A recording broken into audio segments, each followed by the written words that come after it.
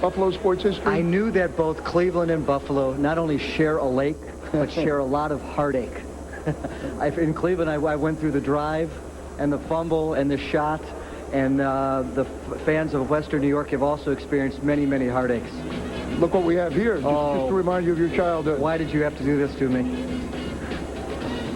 Yes. The best moment there was actually Bernie Kosar consoling Ernest Biner after that fumble. Because what you may not remember is Ernest Biner carried that team and brought them back that game. There have been a lot of people who have gone through experiences like that in the history of sports. In 3 weeks, we'll be broadcasting from Denver for the final game there at Mile High Stadium. He probably wishes it had been the week before that. That's right. John Sipperman from Philadelphia, thank you very much for being with us. We will pause now, and then we will continue with Buffalo basketball on ESPN Classics Buffalo Road Show.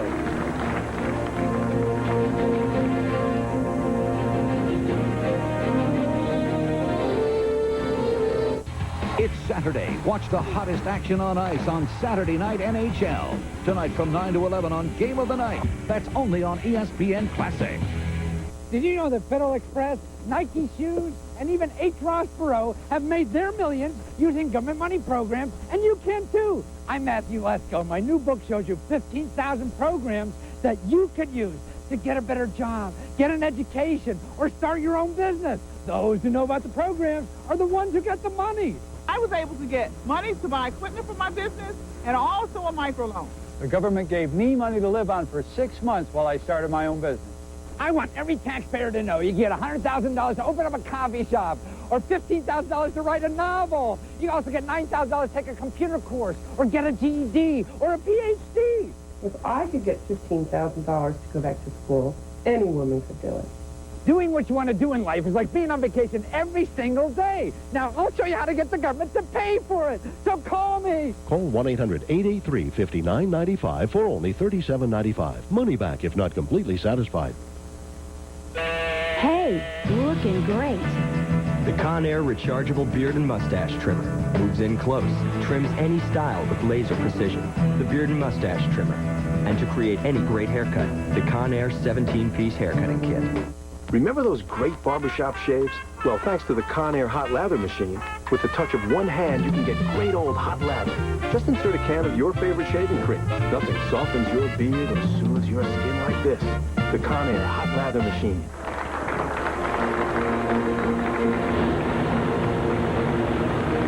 Those are Niagara Falls, which have been a tourist attraction for as long as there have been Niagara Falls here. And here's another tourist attraction in Buffalo, the Buffalo Gills. So they do not cheer at basketball games. No, they don't. But if you live in Buffalo, it's a requisite thing when visitors come. You got to take them to the falls. Don't get to take them to see the Gills, although that's where some of them would prefer to go. But we take them to the falls. Well, besides the rich scenic beauty, there's also a rich history to Buffalo. Some of it tragic. The assassination of President McKinley in 1901. Then that same year, 1901, that the president was assassinated, a local basketball team called the Buffalo Germans won the Pan American Championship. This was fairly early in the existence. Most people have never heard of the Buffalo Germans. Right. But they were around for 30 years and won 800 games. A remarkable history, Dick. Formed in 1895 at a YMCA on Buffalo's east side. The Germans were enshrined in the Basketball Hall of Fame in 1961. Incredible stat, in 1908 to 1910, the Germans won 111 consecutive games. As you mentioned, as a team, they were inducted into the Hall of Fame. Right. Just as the original Celtics were after them, and the Wrens were inducted. I think there have only been 4 teams in history that have inducted as teams. Yes. And so obviously, this was one of the early places for basketball to be a hotbed, which is not surprising because it was invented by a Canadian. Right. The game of basketball, though. Dr. Nesmith, yes. Yeah. Actually, Michael Jordan invented it or reinvented it. One of the two did. But the history in between 1925 when the Germans stopped competing. Right. And then it was almost a 35-year period. Yeah, 1970-71 season is when the Buffalo Braves, the NBA awarded the expansion franchise here in Buffalo. Interesting thing, Dick, there are a lot of NBA fans in this community, in this town, and many of them long for the days when you had NBA basketball here. And some wonder, Frank Layden was in town recently and said, you know, it's a shame. This town deserves a team. Don't give up the hope of ever getting an NBA team. Well, the thing is that they don't want to get the team back that once was here. That team has become the LA Clippers. Yes. And boy, it makes Buffalo look better every day. Bill, Buffalo people are loyal fans. They'll go, but you do have to win some games. That's true. Well, you had a great scorer here in Bob McAdoo, who led the NBA in scoring, and you had a great coach here, ESPN's own Jack Ramsey, who we will hear from at this moment. Hi, everyone. Dave Revson from ESPN's NBA Today studios, joining you during the ESPN Classic Buffalo Road Show. The NBA's Buffalo Braves, one of 3 expansion teams in 1970. In 8 seasons, the Braves won 259 and lost 397. The franchise then moved to San Diego and became the Clippers. In 1984, they became the LA Clippers, but why dwell on that? We all know what happened there. I'm joined now by former head coach of the Braves from 72 to 76, also our NBA analyst, of course, Dr. Jack Ramsey. And Jack, let's talk about those Buffalo years. Do you have some fond memories as you look back on that team, and what really stands out for you? I think the transition that took place, Dave, when I joined the team, I was the 3rd coach in the 3rd year. It was a franchise, I would say, in disarray. It had a lot of players on the roster that were taken from the expansion pool, and that means they were players usually from the 8th to the 12th positions on the roster of their respective teams, and it was going nowhere. Team won 22 games in its first 2 years, even though playing an unbalanced schedule where they played each other. The 3 expansion teams played each other like 9 or 10 times, and then filled in with a lesser number against the established teams. In my first year, we played a balanced schedule. We won 21 games, and I knew this team was going nowhere. So in the second year, we changed 9 of the 12 players, retained only Bob McAdoo, Randy Smith, and Bob Kaufman, and we doubled our wins, went from 21 to 42, and made the playoffs, which was an enormous event for an expansion team at that time. This was a fun team. It could score points by the load, led the league in scoring in one of those 4 years, and was a fast-breaking, high-scoring, fun team to watch. Very entertaining and exciting team. Players like Bob McAdoo and Randy Smith and Ernie DiGregorio and Jim McMillan, Garfield Hurd, all triggered this improvement with the team, and it was just a great experience. We enjoyed it thoroughly. When people think about the Braves in that era, I think McAdoo is the first guy that comes to mind. Tell us a little bit more about his time playing for you in Buffalo. Bob McAdoo was a scoring machine. He led the league 3 consecutive years, his 2nd, 3rd, and 4th years in the league, and was a volume scorer over 30 points a game, a solid rebounder at about 14 rebounds a game. Jack, this is Buffalo we're talking about, so let's talk about the weather. Did that become a factor at all for the Braves? Oh, the weather is always a factor. If you live in Buffalo, you expect it to start snowing around the 1st of October, and it will snow just about every day until mid-April. And that's a fact of life. I remember flying out of Buffalo, and we drove our cars to the airport, and then it snowed heavily, and we came back, and all the cars looked the same. They all had about 3 feet of snow on the hoods and roofs of the cars, so you had an awful time finding your car. At least I did. And I remember still carrying my luggage and looking for my car, and Bob McAdoo came driving by in his car. He had marked his better than I had, and asked me if I wanted a ride, Coach, just giving me a little needle that he had made better preparation than I had in this particular event. The weather was always a factor, and I can remember a game where we were supposed to play the next night after a home game. We Went to the airport to get a late flight, and the flight was canceled. We had to take buses. I think it was to Cleveland. Weather is always a factor in Buffalo. All right, Dr. Jack Ramsey took the Braves to the playoffs 3 times as their head coach. Thanks a lot for your time. Always a pleasure, Dave. Let's send it back now to the ESPN Classic Roadshow at the Galleria Mall.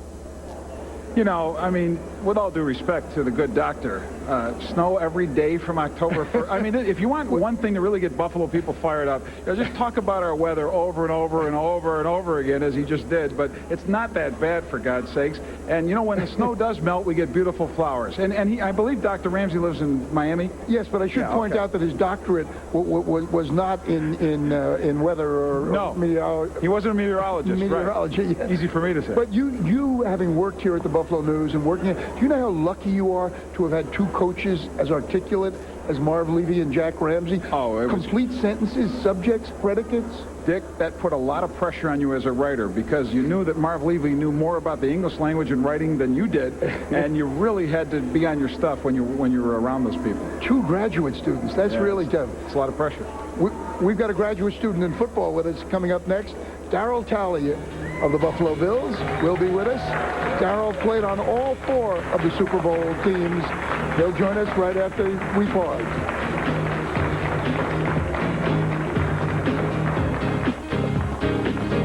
At Geico, we're always looking for faster ways to process your car insurance claims.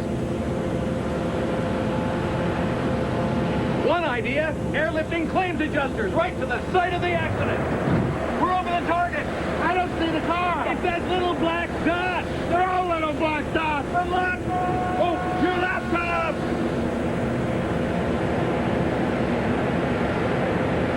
Geico Direct. A 15-minute call could save you 15% or more on car insurance. Hey, guys.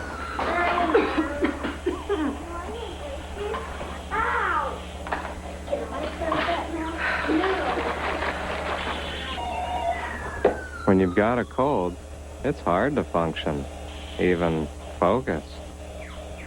Good thing there's Dayquil. The daytime, non-drowsy, congested, stuffy head, sore throat, coughing, aching, fever, so you can get back your day medicine from the makers of NyQuil. The greatest Heisman winners of all time, and they're only on ESPN Classic. Starting at noon, we're getting you ready for ESPN's announcement of this year's winner by bringing you some of the greatest Heisman winners in history. Sanders, Allen, Howard. Then at 9, after the announcement, we'll show you a full game of this year's Heisman winner. Will it be Hypo, Breeze, or Wanking? It all starts Saturday, December 9th at noon. The greatest sports in history are only on ESPN Classic. The city of Buffalo, one of my favorite places in the United States. Why? Because the residents of Western New York and their sports fans ask for very little. Hard work and loyalty, and you're theirs for life. I know. In 1988, I picked the Buffalo Bills to make it to the Super Bowl. They finished just short, losing the AFC title game to the Bengals. But already I was taken in as if I was one of them, drinking Jenny Cream Ale as if I've done for years and years and years. And you know what? The Buffalo Bills of the 90s are a team we'll never see again. A team built the old way, with teamwork and friendship and hard work. They never complained when they lost 4 straight Super Bowls, but they gave us memories like the greatest comeback of all time, down in the playoffs in '92, down 35-3 to Houston. But their brethren a generation before, back-to-back AFL champions in the 60s, played the same way. Hard-working, blue-collar defense, Jack Kemp at quarterback. They were a fun team. And the Sabres, they showed a little flair. The Sabres that we know and love, not so much the recent ones of Dominic Hasek, but the French connection with Gilbert Perrault, Richard Martin, and René Robert, playing in that fog game in the middle 70s in the Stanley Cup Finals against the Flyers. Basketball, no wonder Buffalo fans love the Braves' Randy Smith, because game after game, he used to go out there at guard and feed Bob McAdoo. College basketball, down the road a piece, Bob Lanier, he had the big feet. He had the hard work for St. Bonaventure. Unfortunately, he got hurt as his team made the Final Four. But sports and Buffalo, you can understand why they go hand in hand. Loyalty and hard work equal you're theirs for life. And a reminder that no one circles the wagons like the city of Buffalo. Enjoy. Well, now we've heard Chris Berman's defense of Buffalo. Now let's hear about the Buffalo defense. We're going to put the heat on them now. It'll be 3rd and 11. We're going to put some heat on them. It may be cold in Buffalo, but we're going to heat it up, baby. Bruce Smith is back, making his presence felt. He's stopping the run, and he's getting to the quarterback. But for the Bills' defense, what makes number 78 so special is something else. Bruce is like a magnet. He's going to draw two people. He's going to make people change their blocking schemes. Anytime he does that, that leaves everybody else more or less one-on-one. So what the double team on Smith does is free up his teammates to make the play. I don't think that I would be the player that I am today if I wasn't double or triple team, because that inspires me to keep coming each and every down.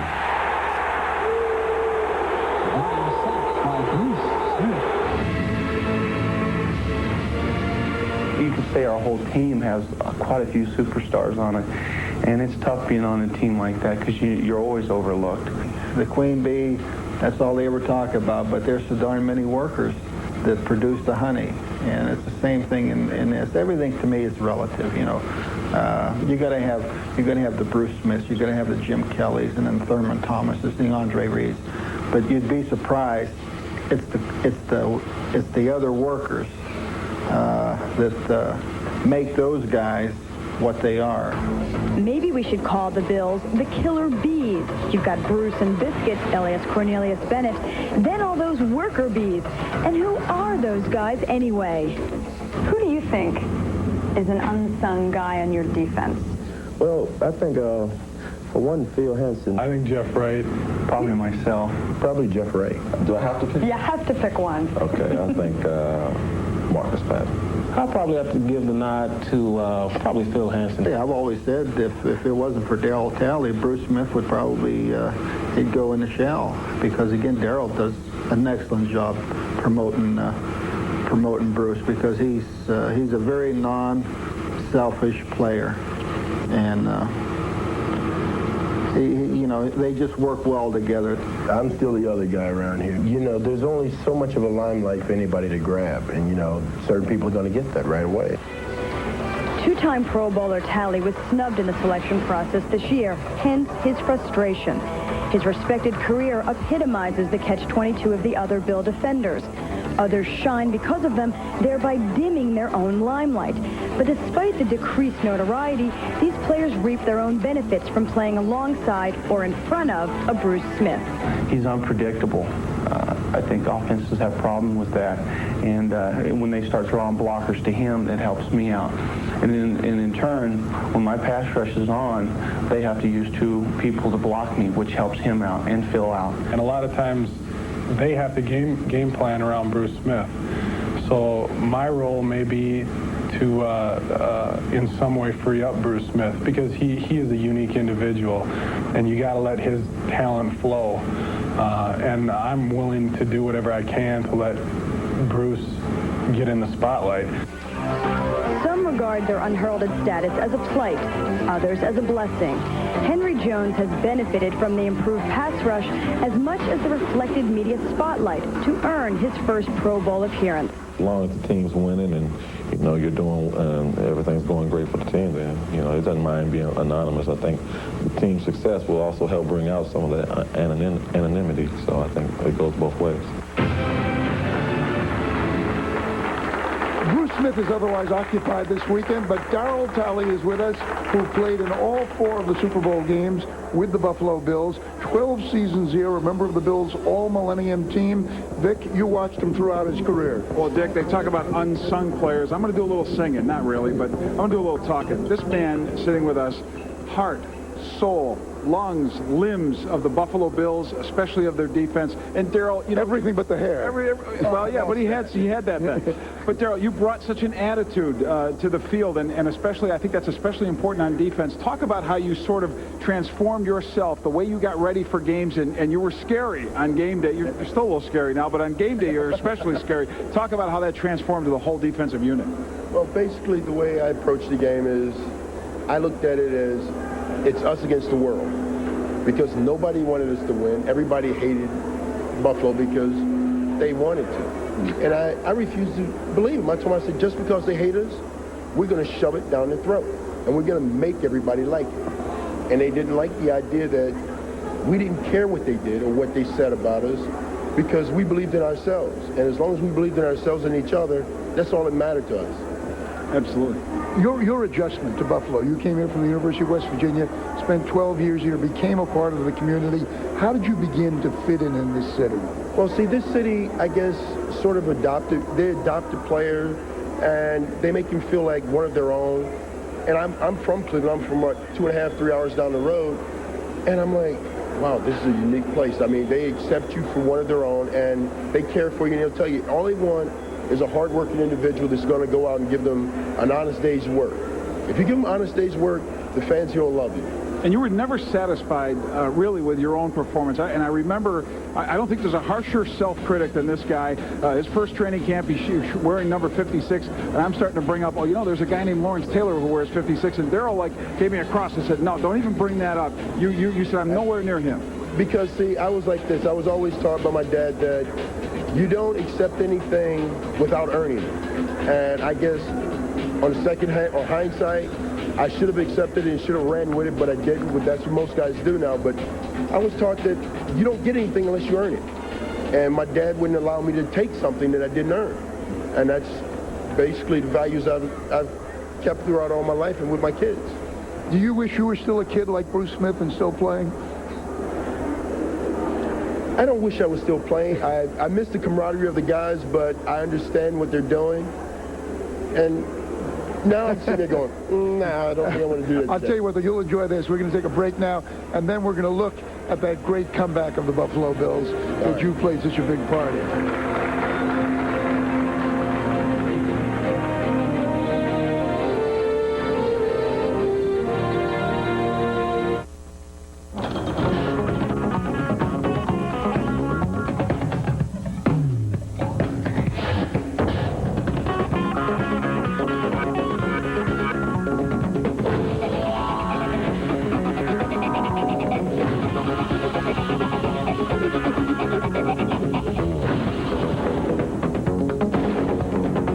Get the power of 3, the Intel Pentium 3 processor.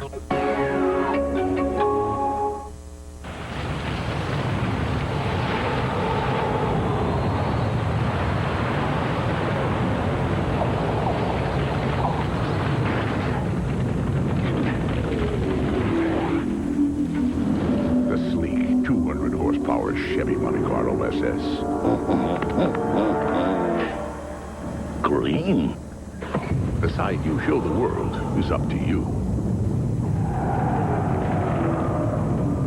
Tomorrow, ESPN Classic presents a real classic that will make you lick your lips.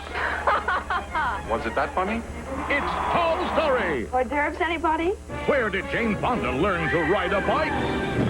And why is Anthony Perkins going psycho 1 minute and doing a strip tease the next? Aren't your pants on backwards? Yes, sir. It's real classics. It's Tall Story. Tomorrow night at 9. Only on ESPN Classic.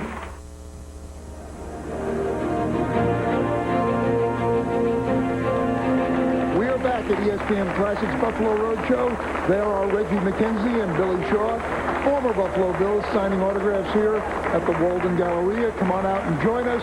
You can get autographs. You can have your picture taken with these players. It's a wonderful time here. Be here live. And in 2 weeks, we'll be taking this road show to a stadium that fits the image of its city. Hard-nosed, no nonsense. It'll be the final game at Pittsburgh's Three Rivers Stadium. That's December 16th, and the ESPN Classic Roadshow will be there live, honoring the past great moments and events with highlights and interviews with many former players. Join host Charlie Steiner then and former Steeler Rocky Blyer. That's Saturday, December 16th live from 9 a.m. to noon. The ESPN Classic Roadshow, the final game at Three Rivers. And now we are back here with Darryl Talley to talk about the greatest comeback in the history of professional football. At halftime, when you were down 35-3 to the Houston Oilers, did you tell teammates you were still in the game? Yes, I did. I was one person that I told them, I said, look, We got them right where we want them. I start screaming at people, yelling at them, cursing and everything. And I said, look, we're going to win. We're going to just got to keep fighting. So if you quit, we're all going to fight. As incredible as your comeback was, the unraveling or the implosion of the Oilers was just as remarkable. Warren Moon at quarterback.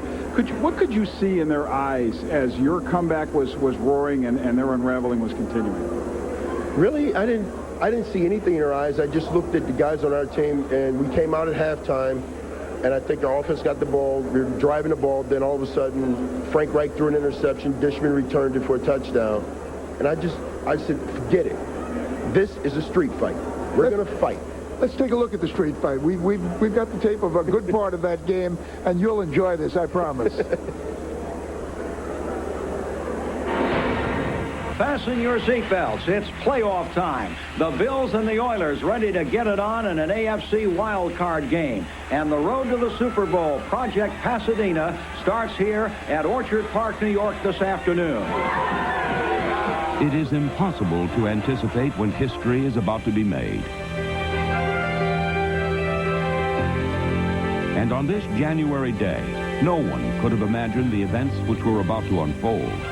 A game so unbelievable that it couldn't help but forever impact all those involved. We want to win a championship. In your heart, everybody pick it up to a little bit higher level. And we're going to take it down this year. Now, let's go.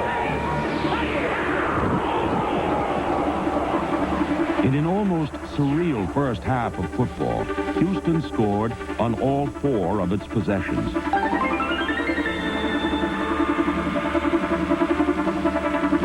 And at the start of the second half, things only grew darker for quarterback Frank Reich and the Bills.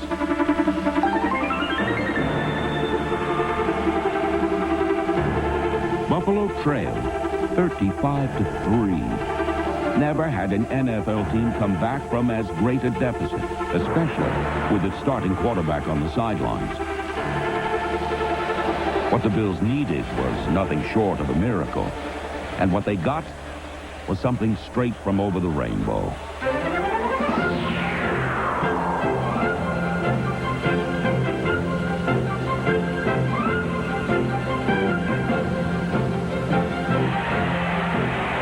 Now they overshift, maybe give it to Carwell here. No, it's Davis running left, trying to get to the corner flag, and he is in for the touchdown. So the Bills have finally scored. With 8:52 left in the third quarter, they go 50 yards.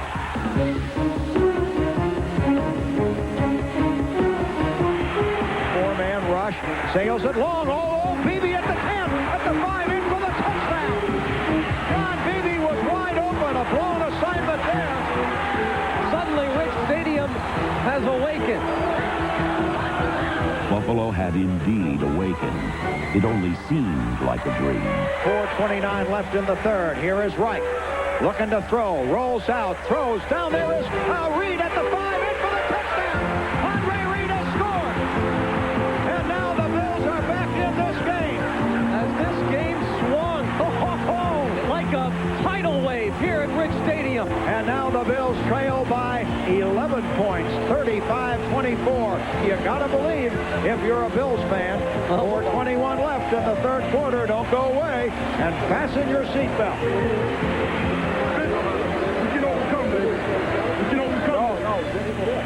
4:07 to play in the third quarter. The clock running. Here's Moon to throw.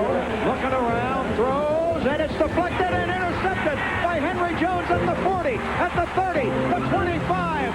And down he goes to the 23-yard line. The crowd in a frenzy. Henry Jones set the Bills up once again, but it was a critical fourth down gamble that helped Buffalo maintain momentum. Reich is going to the shotgun. 4th and 5 at the 18. There's the snap. He backs up. He looks. He throws. Reed, touchdown. Yes, I do. Reed for the touchdown. Unbelievable. Right. The Bills are back in it now. Big time. It is pandemonium here at Rich Okay. Stadium.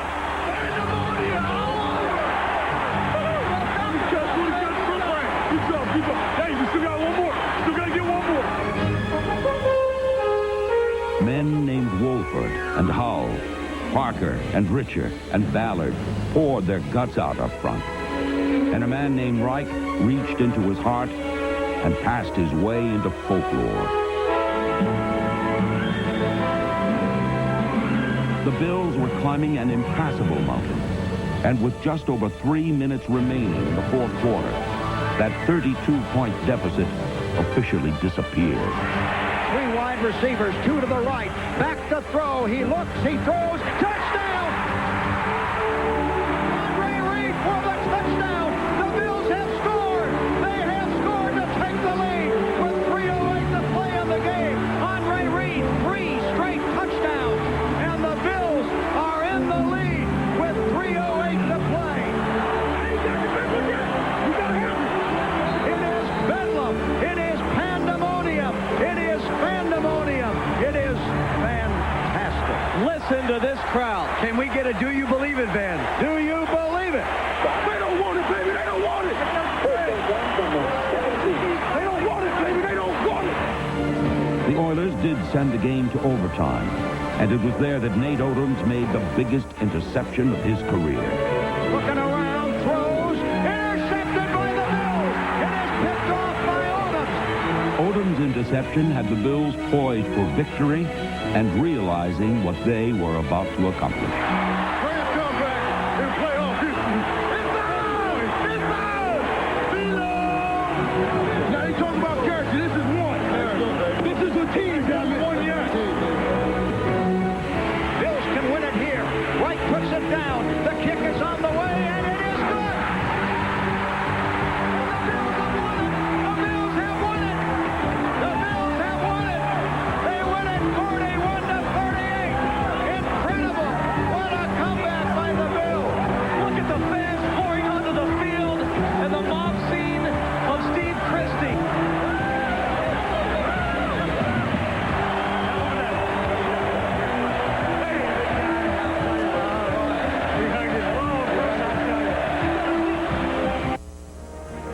Even more famous than Darryl Talley, even more famous than James Lofton, are Buffalo Chicken Wings. And we'll talk about them, and we'll talk about the Anchor Bar and about Duff's after these messages.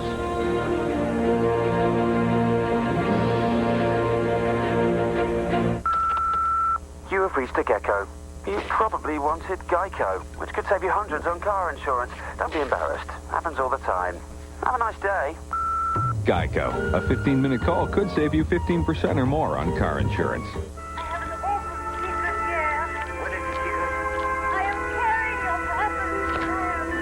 At least you'll feel smart when the car insurance bill arrives. Geico. A 15-minute call could save you 15% or more on car insurance. I love you because you're the one, and you know we have so much fun. In the morning, afternoon, and night, yeah, everything's all right here. I love you because you're the one, and you know we have so much fun. Ooh, ooh, ooh, yeah. The Samsung uproar. Dude, look around. The world's first MP3 phone. I love you because you're the one, and you know we have so much fun. The ESPN Classic Roadshow is coming to your hometown, broadcasting live, and it's only on ESPN Classic. Each weekend on location in a different city. Each weekend on location at a different event. We're live, interviewing your hometown sports legends, showing you classic battles from your favorite home teams. Catch the greatest games in history, hosted with a live broadcast right from your city. It's the ESPN Classic Roadshow, only on ESPN Classic. Presented by TiVo. The greatest sports in history are on ESPN Classic.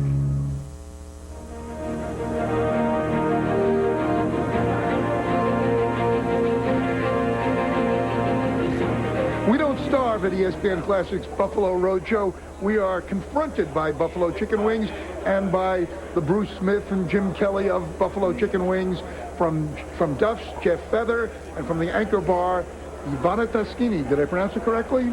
Almost. The most important thing is the taste, anyway. And it was invented at your place, at the Anchor Bar. Back in 1964, Teresa Bellissimo just came out with this sensation, and everybody loved them, and today they win all over the country and all over the world, I have to say. I mean, the first time they put them out on the counter and said, these are Buffalo Chicken Wings. Well, no, remember, this is the first time that this happened. She came out from the kitchen with this big platter full of these wings that were coated with this red sauce, spicy sauce. She brought it to the bar, give it to her son Dominic and said to him, here, serve it to your friend. And he was a little bit reluctant, but he did. His friend loved them, and they came back again for more and more and more. You know, today even the president ate our famous chicken wings. Which president? Our current president. Dick, Mr. Clinton, yes. As important as the chicken wing is to Buffalo, it's really almost it's become a science to make the best wings. Tell us, we ask players what it takes to be a champion. What's it take to make a good wing?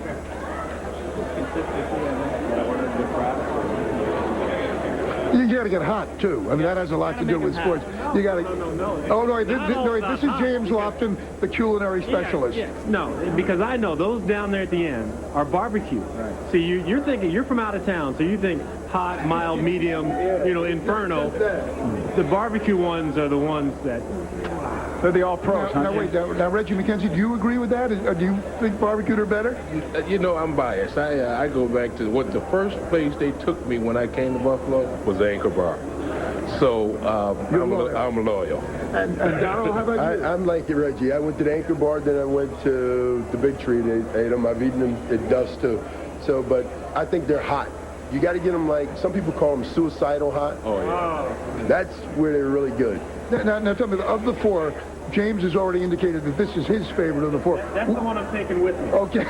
I want the hot one. You want the hot ones, and I'm hot too. Reggie wants the hot ones too. So I guess, Vic, that leaves you and me to have the mild and the semi-mild. I think we're going to have a lot of bones left. I don't think there's going to be much left for us. I'm not sure we can eat this on camera, but they can, because they're tough and they're football players. Though I once watched Hank Goldberg eat stone crab on camera while he was doing a show. Well, go right in. Gabrielle, you enjoy. Football players we know are large guys. Fred Smirlis, former Buffalo Bill, I think set a record for eating something like 200 at one sitting, and he didn't have the courtesy of getting the bones out of his dorm room at Fredonia training camp, right? He threw them in the corner. Yeah, just piled them up. He ate them and threw them in the corner. Who was this? Freddie Smirlis. He ate the wings, threw the bones in the corner, and when you walked in the room, you seen his pile of bones. You go, Freddie, what's that? I was hungry. Did he get a rookie to clean them up? No, he didn't get a rookie to clean them up. He let them sit there, knowing Freddie. Did guys from other teams ask you about buffalo chicken wings? Maybe where you're at the bottom of a pile and say, hey, how about those wings? What they'll ask you is where they can get them. And they'll take them back with them. A lot of times guys will have them ordered and pack them up and take them on the team plane. And I don't usually think they even survive the taxi. They're usually gone before the plane takes off. They don't even get out of the parking lot. That's it. I used to order from buddies of mine when they came into town, and you order big platters and trays of them. They never left the parking lot. They'd eat them before they were gone. What's the second best dish in Buffalo? Roast beef on wick. It's tradition. Yeah. It sounds good. No. Cold buffalo wings. The first time. And then the second best thing is when they get cold, you eat them the next morning. Now, this is why you came here from Green Bay, because you got tired. This is part of my signing bonus. They offered me buffalo wings. You got tired of the sausages in Green Bay. Chili John's chili. How about you, Vic? What's your favorite? Well, they all look great to me, Dick. And I used to eat many, many more when I was almost the size of an offensive tackle, so I've kind of cut back on them through the years so I could fit in suits. That's right. Yeah. Hey, thank you very much for Duff's bringing this out and for the Anchor Bar presenting the specialty here. We will get into it once we get off air. We're going to take a break now. When we come back, we will talk about the Houston Oilers' revenge after they became the Tennessee Titans.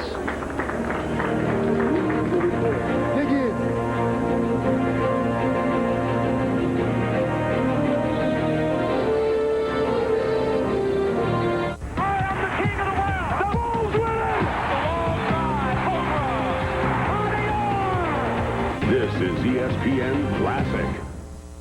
Ideas and inventions come from people in all walks of life, and most of the century's top inventions came from individuals, not companies. Do you have an idea for a new product or invention? Are you interested in trying to submit your idea to companies for a good faith review and in trying to patent it as well? If so, Invention Submission Corporation has information to help you get started. ISC is America's largest inventor service firm with over 50 offices nationwide. Call this toll-free number now to see how to get this free information. The information includes forms to assure confidentiality, a form to record and date your idea, plus an informative brochure that explains how to submit your idea to companies through ISC's data bank and how to apply for a patent. Even if you only have an idea for improving an existing product, you'll want to call now for ISC's free information. For your inventor's information, call toll-free 1-800-754-0077. That's 1-800-754-0077. Here we go, dashing through the snow in a one-horse open sleigh. On the fields and the streets we go, smashing, crashing, laughing all the way. Bells and bobtails ring, making spirits rise. Oh, what fun to ride and sing the sleighing song tonight. Now tell me, everybody, what fun it is to ride.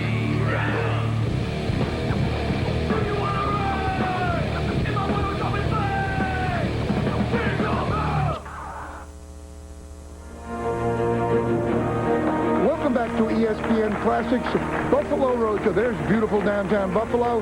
The sun is shining. Well, there are a few clouds out there, but it is balmy weather here. We're still looking for more people can come out here. If you're in Buffalo, come on out here to the Walden Galleria and join us. Join Vic Carucci and I to visit with former Buffalo and present Buffalo athletes. But now we're going to go back in history, only a short time, back to last year's playoffs and back to the Music City Miracle. That's right. You could, in Tennessee, in Nashville, they call it the Music City Miracle. In Buffalo, they call it the Immaculate Deception. Let's take a look.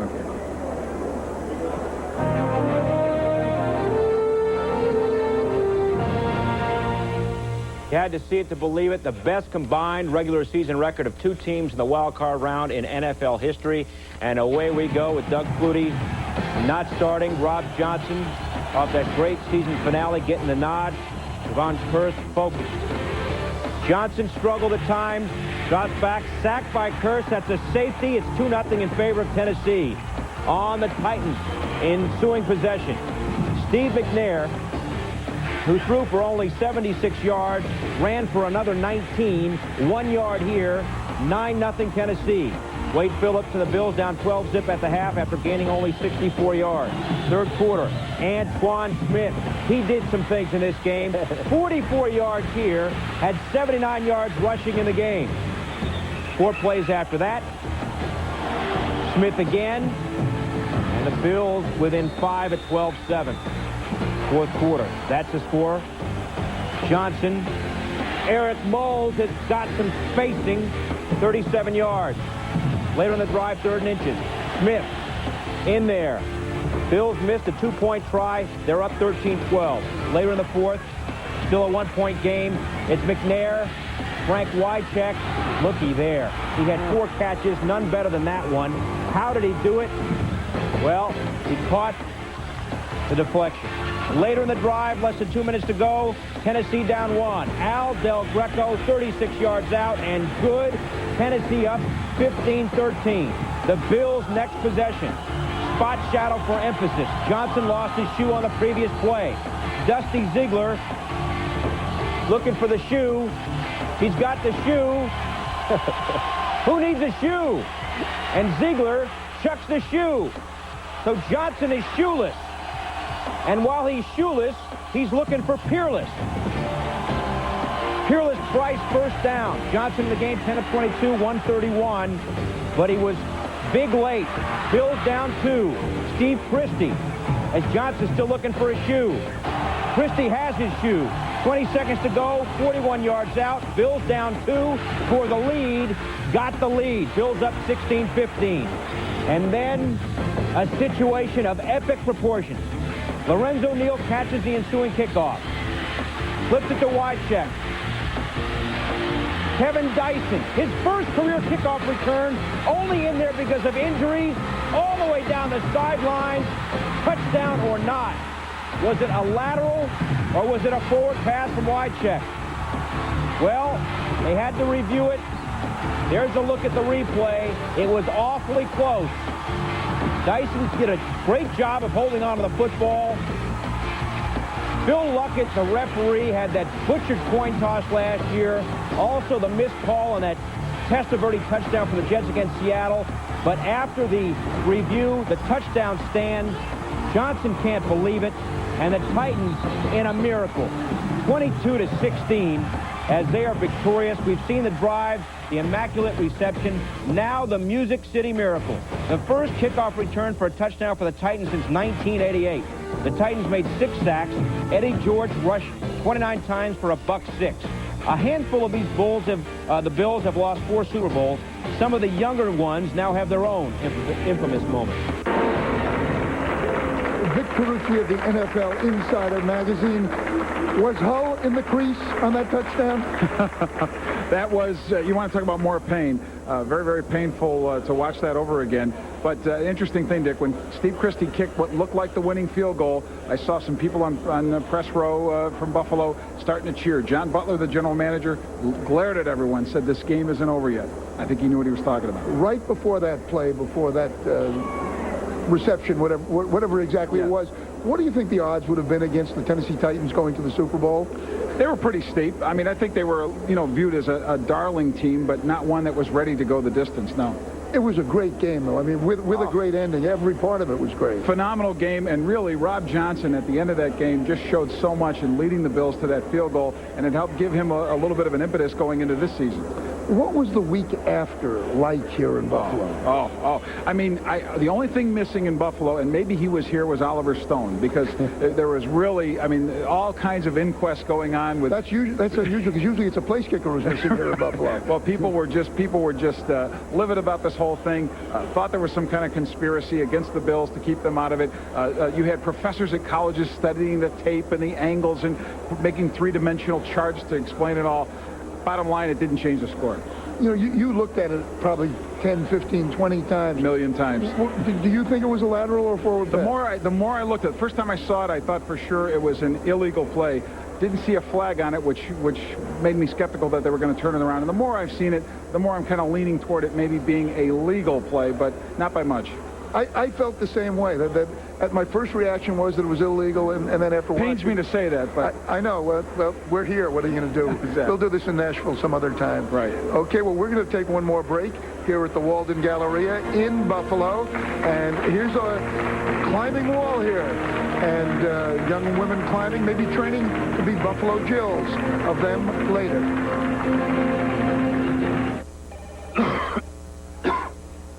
Hey, Bob. Morning.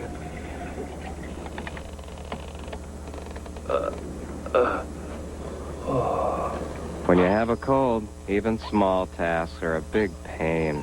So get back your focus. Get Dayquil, the daytime non-drowsy, congested, stuffy head, sore throat, coughing, aching, fever, so you can get back your day medicine from the makers of NyQuil. Good move. It's come to our attention that thousands in your city have switched to Geico Auto Insurance. How do you explain this fascinating phenomenon? One theory, there must be something in the water. So, we're here at your local reservoir to see. What's your conclusion? I think people just want to save money. Should the water be red like that? Geico Direct, a 15-minute call could save you 15% or more on car insurance. Branch Rickey, he changed the face of baseball forever. It's the greatest thing that ever hit baseball. A classic sports reporter special, Branch Rickey, and it's only on ESPN Classic. On the anniversary of his death, celebrate the life of the Hall of Famer who introduced Jackie Robinson to the world and started the civil rights movement in baseball. Branch Rickey was a man of an inexpressible genius. Branch Rickey in all his glory on a special Classic Sports Reporters. Sunday, December 10th at 9 Eastern. The greatest sports in history are only on ESPN Classic.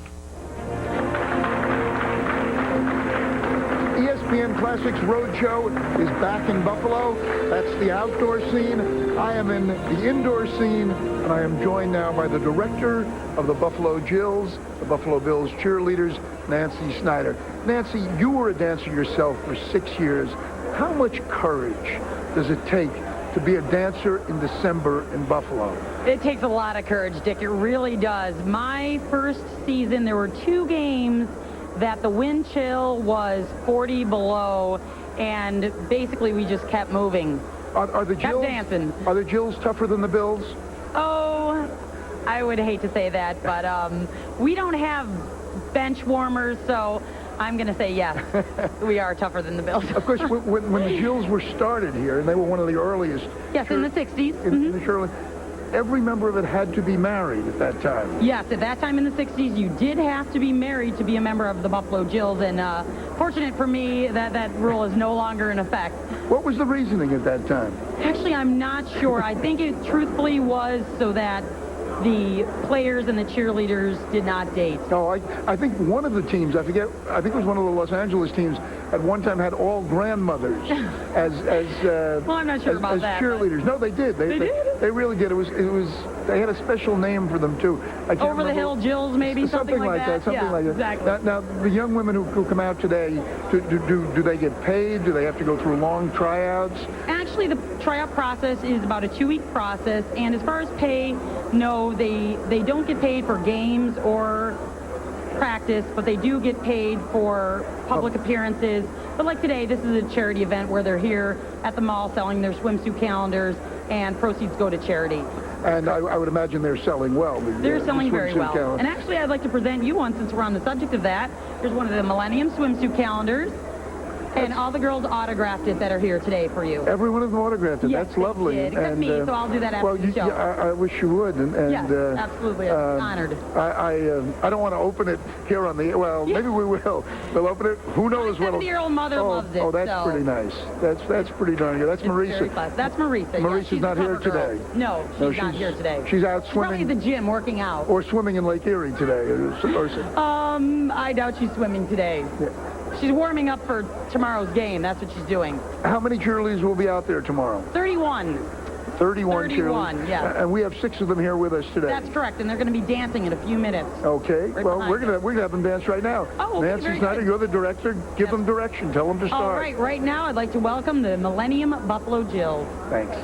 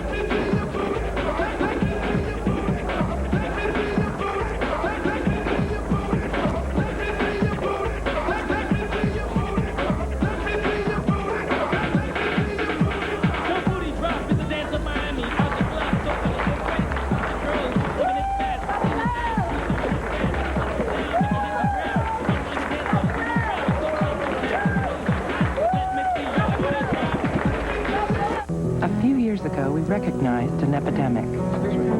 People hurting TV. TVs hurting people. Stupid box.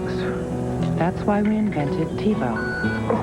Reruns? TiVo lets you watch your favorite shows whenever you want, so there's never any bad TV. Doctor! Flew out a third-floor window, landed on his head. When are people going to learn? Where? Learn more at TiVo.com. Introducing the latest in all-weather gear from LL Bean. It's warm, waterproof, and rugged. It's the new LL Bean Edition Outback from Subaru. With full-time all-wheel drive, classic LL Bean styling, and a new, powerful 6-cylinder engine that makes the toughest drive a walk in the woods. The LL Bean Edition Outback, new from Subaru. Parka, sold separately.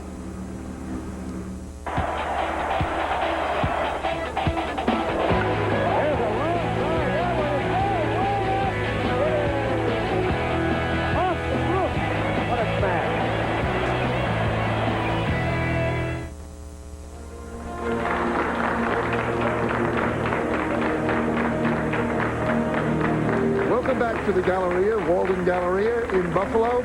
The Buffalo Bills won back-to-back AFL championships in the 1960s. They were led by Jack Kemp at quarterback. Those were great years for football in Buffalo. Now, You weren't covering it back then, were you, Vic? I wasn't. I was a mere pup then, but I know the legend, of course, of War Memorial Stadium. And, Dick, it really was kind of a decrepit place, to put it bluntly. The ex-Bills from that era will tell you, very difficult place to play. When the fans got mad there were no container restrictions there. People threw empty bottles at them after games, although Paul McGuire said he preferred the full bottles because, you know, they could get a little refreshment out of it. Phil McConkey, who played for the New York Giants, who's probably around the same age as you are, told me that when he was growing up here, he used to pretend he was Dubanian, and he would always throw the ball up in the air and then dive onto the sidewalk to catch it. Oh, yeah, Albert Golden Wheels Dubanian. I mean, you know, one of the guys who really defined that era, and Jack Kemp, Billy Shaw. I mean, it was a real gritty football team, and in those days, again, there was a closeness that stadium had, too, with fans. That's why I say the players they'd walk off the field, and then the next thing you know, they're mingling with the fans. Let's show some classic moments in the early days of the Buffalo Bills when they were AFC champions. AFL champions. Yeah, there wasn't yet. There's Billy Shaw, whom we will see later, and Darryl LaMonica went over there for that touchdown. And there's a lot of talk, of course, about the quarterback controversy in Buffalo between Rob Johnson and Doug Flutie. Well, back then it was Jack Kemp or Darryl LaMonica, and people had their respective favorites. Was LaMonica a Democrat?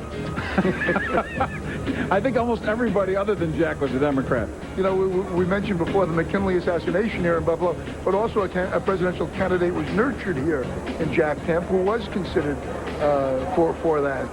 Oh, yeah, it was an interesting sort of history. I mean, he was recruited, you know, to run for Congress as a Republican back in the 70s, and, you know, had the popularity, had the name, and was really someone that people enjoyed, and not only the football tie, but Jack's a very well-read and very astute man, especially when it comes to the economy.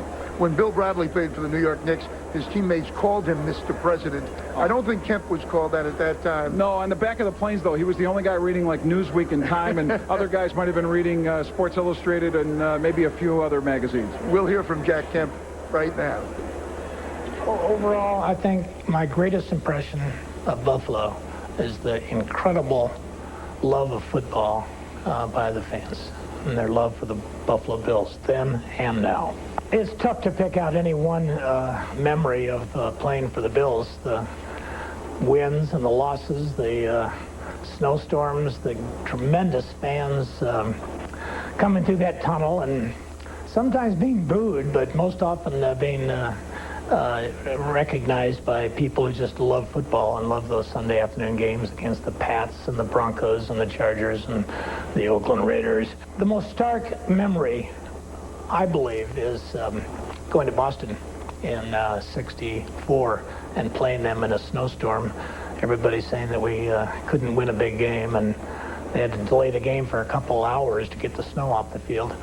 And Cookie and Ernie Warlick and George Sames and Booker Edgerson, and that game beating the Pats was, I think, one of the biggest thrills of my life. And coming home to Buffalo and getting the response that we got, it was then going on to win the championship. When we return here to the Walden Galleria in Buffalo, we'll be joined by one of the men who used to block for Jack Kemp, Hall of Famer Billy Shaw.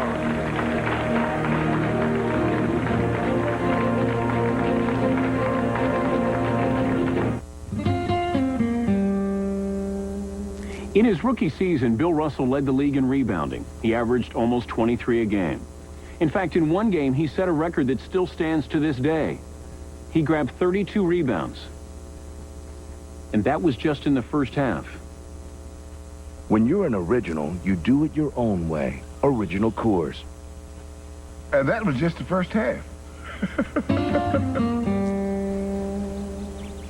A typical car insurance agent is on the job during regular business hours.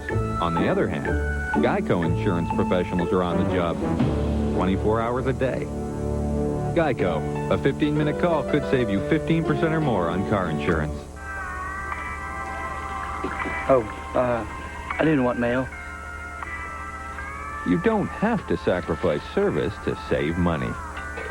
Geico, a 15-minute call could save you 15% or more on car insurance. Don't call me to tell me that. Just buy them. All right. Excellent. Hello. You're killing me. Sell it. What are you, 4 years old? In the market, you've got to stay connected. You see what Tanbrink Steel did? Oh, what do you got there? Email alert from Ameritrade. I tell them what stocks I want tracked. They tell me when things happen. On your cell phone? Or pager, or PDA, or computer.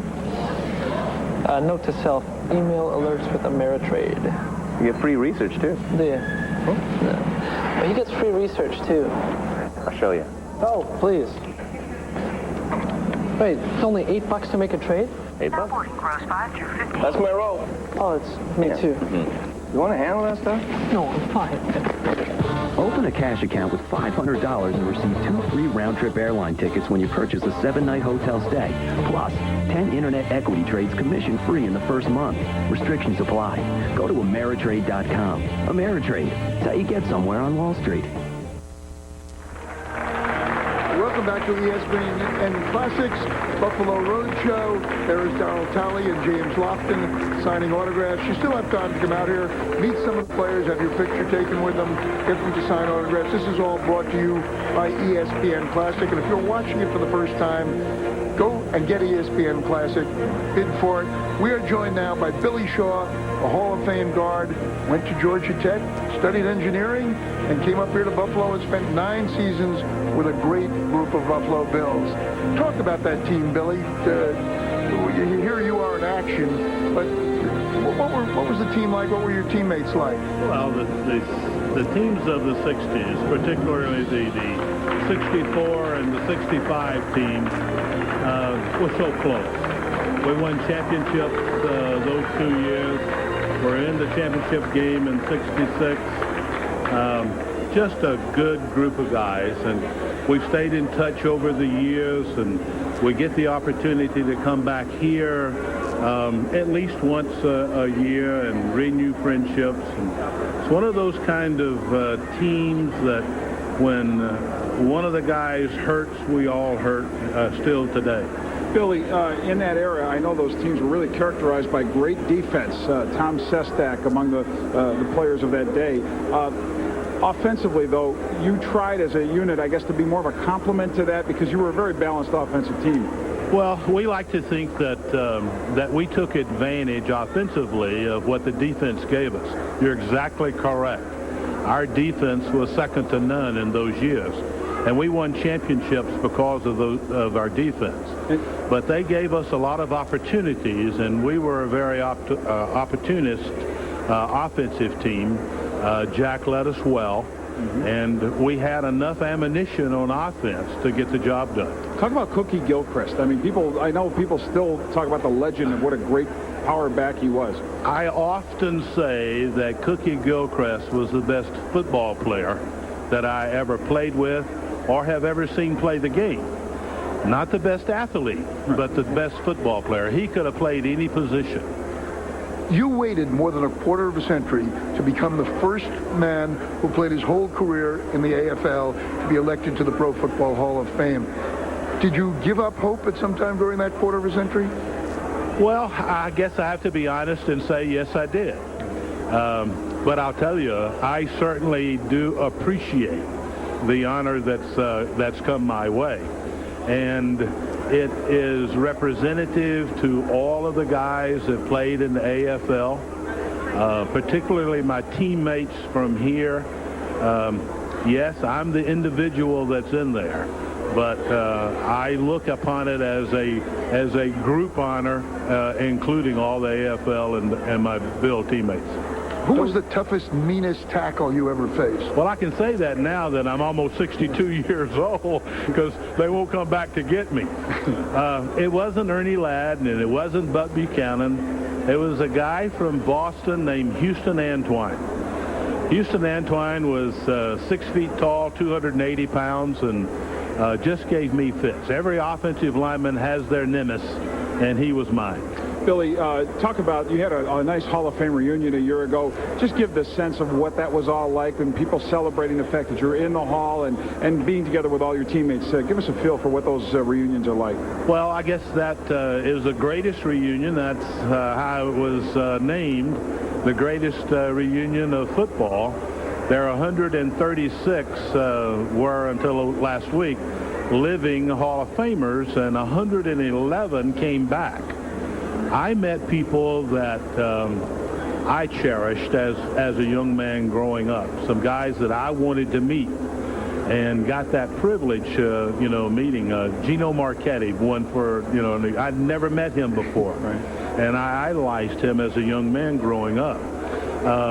But to be there in the midst of all of the men that had made this game what it is today was truly an honor. Interestingly, because when you go back to that era, there was a lot of competition, NFL versus AFL, and the drafts. Do you remember what it was like when a team would draft a player and like some of the AFL or NFL teams would try to hide that player so the other team wouldn't find him?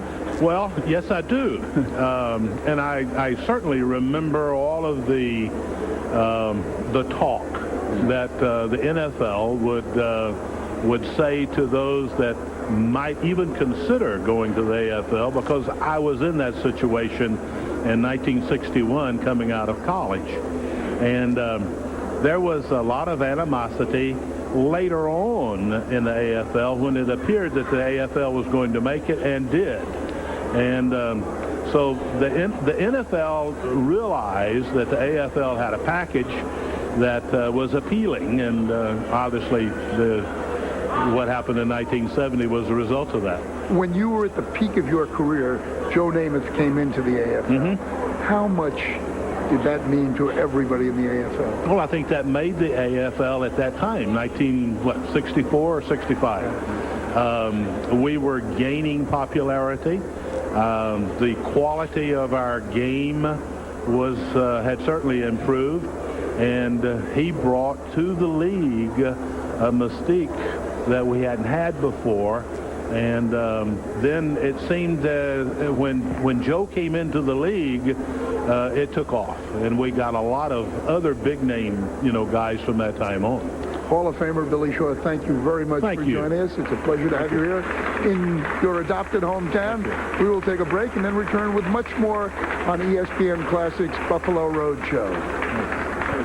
Great job. Thank you.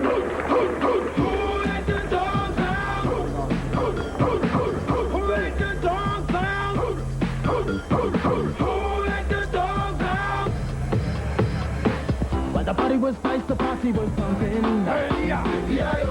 and everybody having a ball. Until the fellas started in calling, and the girls were to the call. It's Saturday. Watch the hottest action on ice on Saturday Night NHL. Tonight from 9 to 11 on Game of the Night. That's only on ESPN Classic. Every day, AmeriDebt helps more people with money problems. People like Tom Baker. My credit card debt was outrageous. Then I called AmeriDebt. They contacted my creditors and got my payments almost cut in half. Now I have only one small monthly bill. AmeriDebt is a nonprofit organization that offers free consultations to consumers seeking to eliminate their debt. People like the Shaws. Every month I pay our credit card bills, but the balances never seem to get smaller. AmeriDebt got our interest rates reduced, and now the balances are dropping dramatically. And what's even more amazing is our payments are less than before. Just call this number, and regardless of your credit, in minutes you can join the thousands of people who have turned their financial lives around. People like Maria Rinaldi. Before I called AmeriDebt, the creditors were calling every day. I thought bankruptcy was the only way out. Now I'm debt-free, and my credit rating has been restored. Call 1-800-754-0077. AmeriDebt, helping America get out of debt. If you have thinning hair, then this new booklet is something you should have, and you'll get it free if you call this toll-free number now. The booklet discusses the recent breakthroughs in genetic therapy and the latest non-surgical advancements. You'll see men like yourself who are able to get their hair back without drugs or surgery and have a totally active lifestyle. Whether you're getting it wet or roughing it up, no matter what sport, it looks, feels, and acts just like your own growing hair. So call 1-800-HAIR-CLUB now for your free booklet. And by the way, I'm also a client.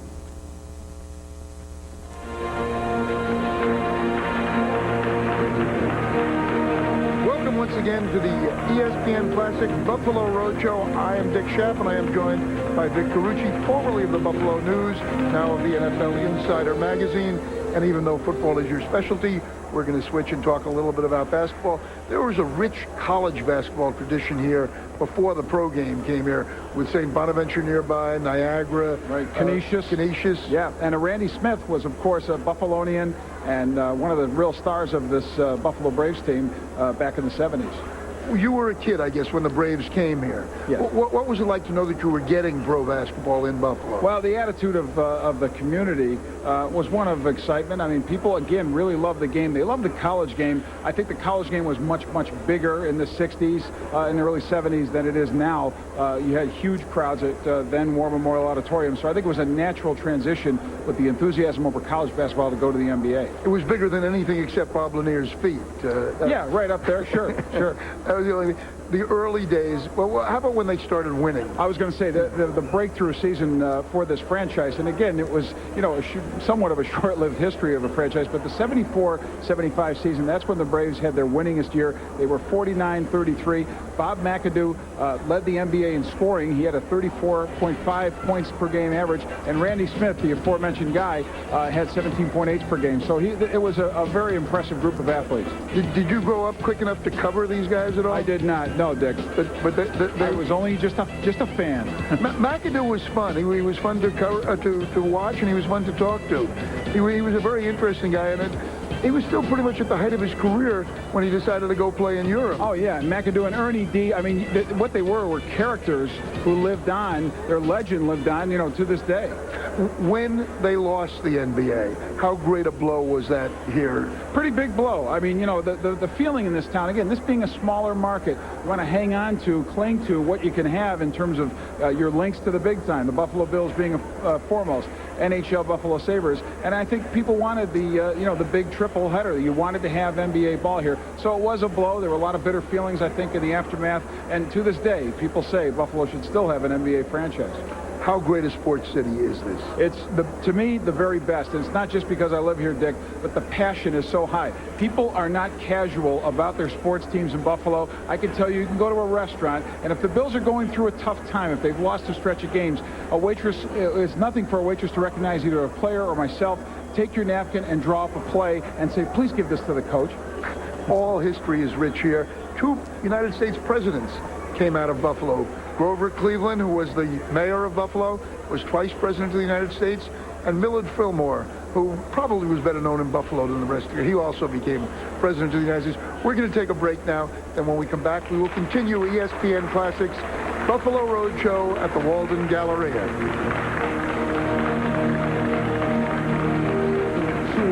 Tonight's studio where we're joining you for the ESPN Classic Buffalo Road Show. For more of the Buffalo Braves retrospective, we bring in the coach, Fred Carter, who faced Bob McAdoo, Ernie D, and the Braves during the 70s. And Fred, any specific stories about those solid Brave teams? Well, they were solid. Dr. Jack Ramsey did an outstanding job coaching them. And I think of Randy Smith. They called him the speeding bullet. Quick, up and down the floor, great spring, could do it all. But the things I remember about the Buffalo Braves, we had a mini-series against them way back in the playoffs many years ago, of course, in a series in which we had the home court advantage, 3-game series. They beat us at home. We go to Buffalo. We beat them. They come back to Philadelphia, beat us in overtime. Who did it? Bob McAdoo. Great game. But my memory of Buffalo also is that snow and cold. One night up there, I didn't understand that people could get lost out in the snow and not find their way back. I go out to eat dinner around 10 a.m., not knowing that in Buffalo, everything closes up that early. I'm out there in a blizzard. It's dark outside. I almost couldn't find my footprints. I finally got back, and believe me, that was a scary time. So Buffalo still does not have an NBA team since they left, and now you have the Clippers. So who gets the last laugh, really? Does Buffalo stand proud saying we don't have that mess on our hands? Well, I think you're right. I think what happens there, you might call that the Buffalo jinx that they've sent down to the Clipperland. Well, Fred, we thank you very much. Now back to Dick Schaap and the ESPN Classic Buffalo Roadshow. Dick? We will take a break now. When we come back, we'll return to football. We'll talk about the Bills' first appearance in the Super Bowl against the New York Giants.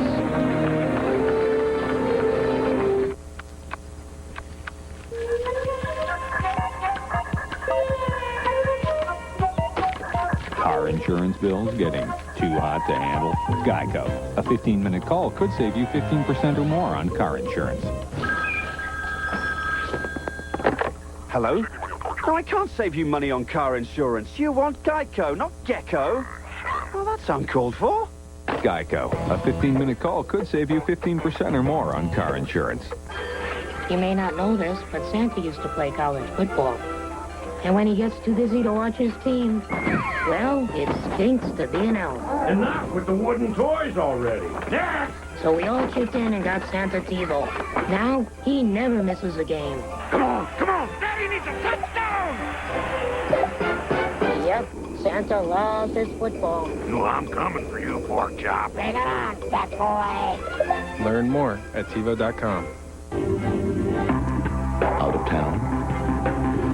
Out of touch? Out of cell range? You are now in Global Star range. Global Star, above and beyond cellular. Still getting dandruff flakes? Maybe the problem is your dandruff shampoo.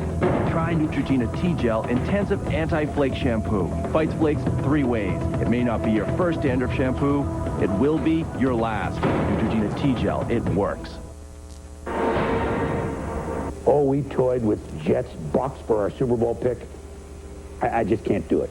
For the 9th straight year, our Super Bowl pick, Buffalo against San Francisco. See you in New Orleans. Oh, just one last question. Are you ready? Are you ready for some football? I thought so. Have a nice season. And what about the Super Bowl? Well, everyone's on the pack. My friend Mike Holmgren doesn't need the added pressure of a Swami pick, so it's the 49ers. Against? Well, I made up my mind on our family vacation this summer to Yellowstone.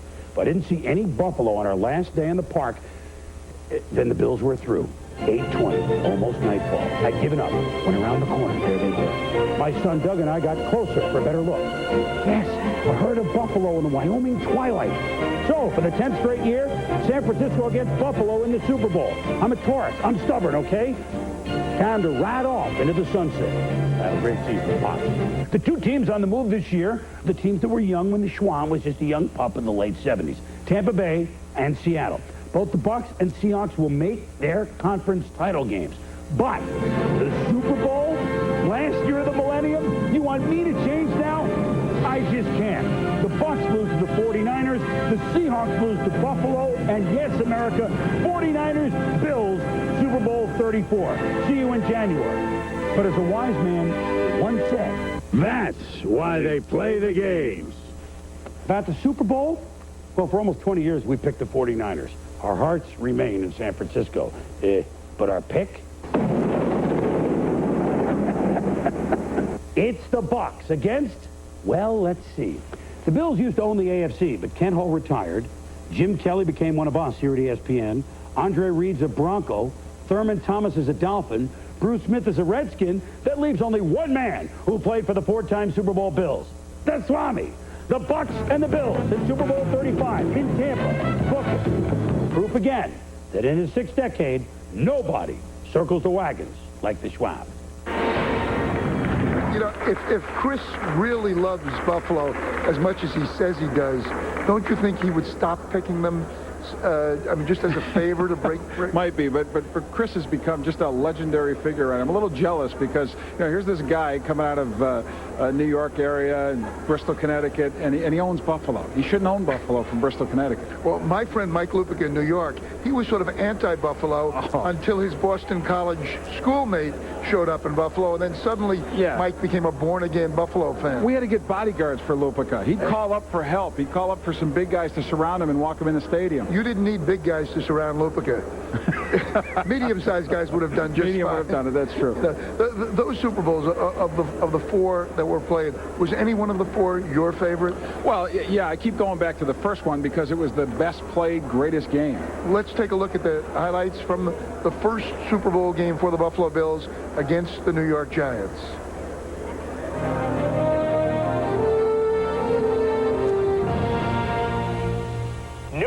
New York. Would they be singing that song a la Frank Sinatra for the Giants? This is how we start a game day. Or would they be singing Fool for the City by Foghat in honor of the guys in upstate New York who come from the smaller town of Buffalo? It was the closest Super Bowl ever. It was very possibly the best Super Bowl game ever. The silver anniversary Super Bowl at Tampa Stadium came out sterling silver. No question about it.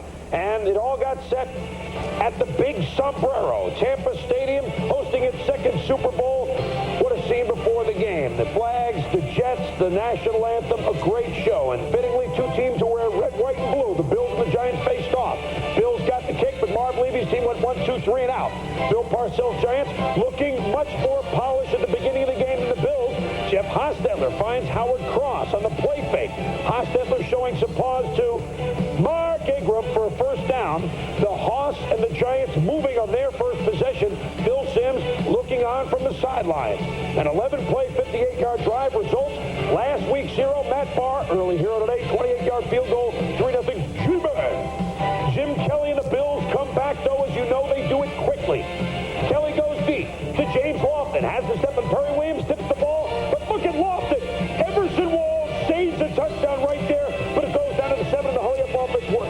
Perry Williams here gets caught in single coverage. He tries. He does tip the ball away, and that tip, combined with the Wall's tackle, saves a touchdown. It did, and it ended up in a Scott Norwood field goal, 23 yards, 3-3 after 1. Joe, the Bills wanted to rattle the Hawks today. They did. They really wanted to. Well, watch the screen here. It comes from Kirby Jackson on the outside.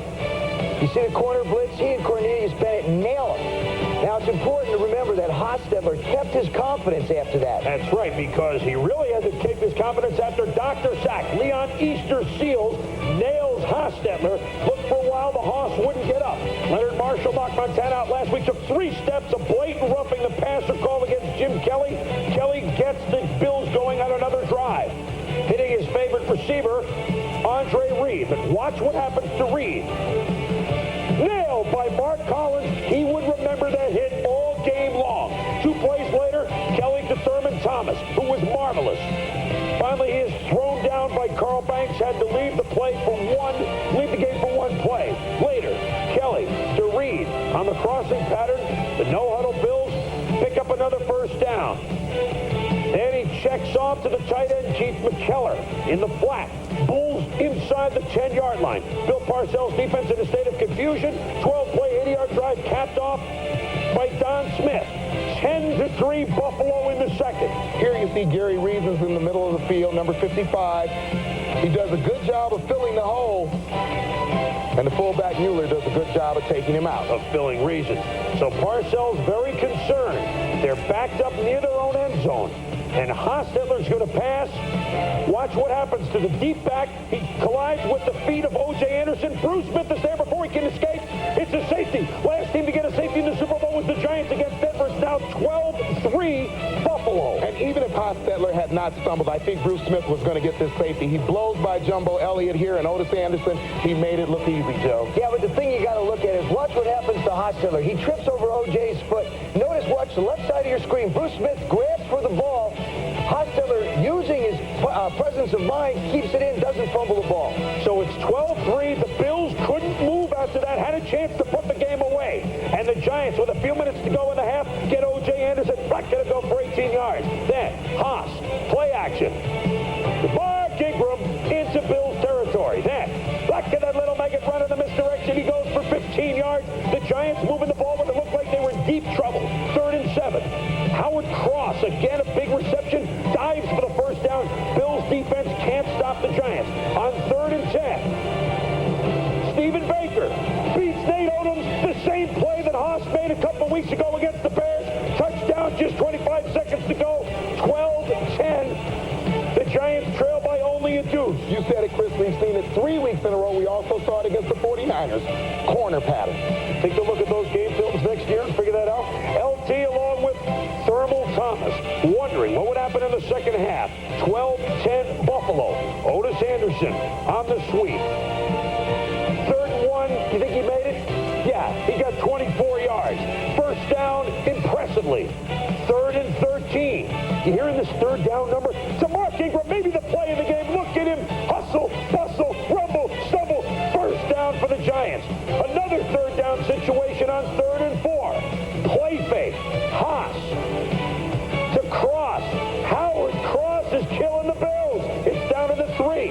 Then on 2nd and goal, Anderson, touchdown, standing up, 17-12 Giants. The longest scoring drive in the history of the Super Bowl, 9 minutes and 29 seconds. Bills haven't had the ball yet.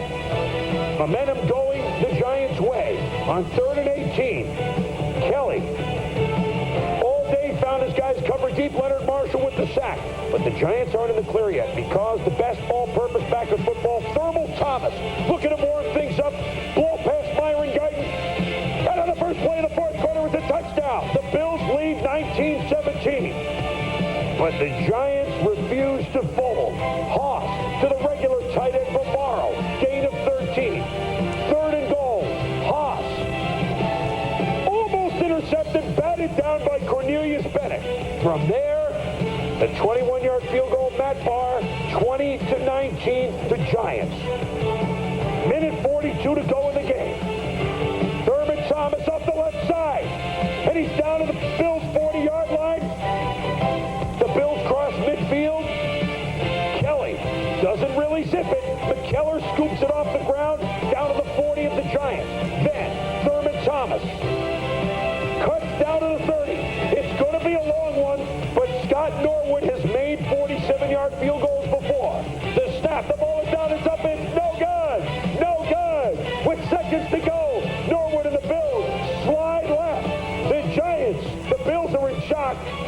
Pepper Johnson and Bill Parcells hug says it all.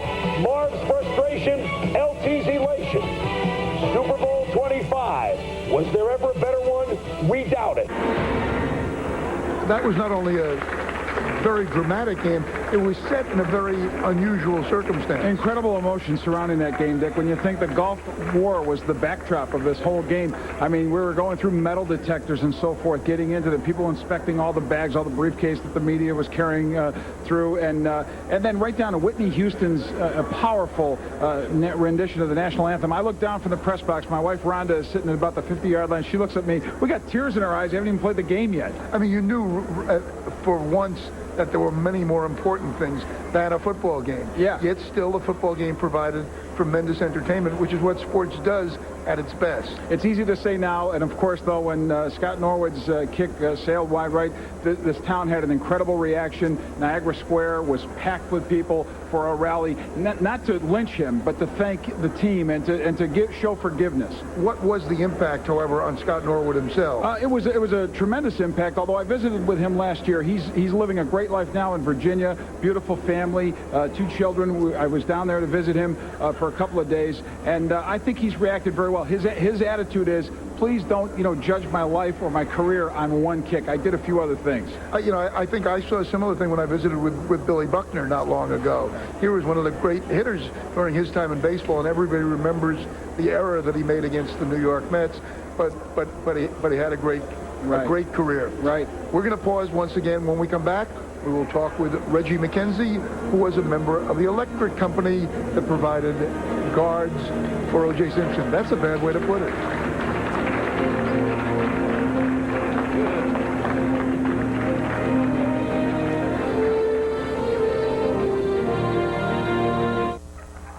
What do I know about performance? What do I know about control? What do I know about grip?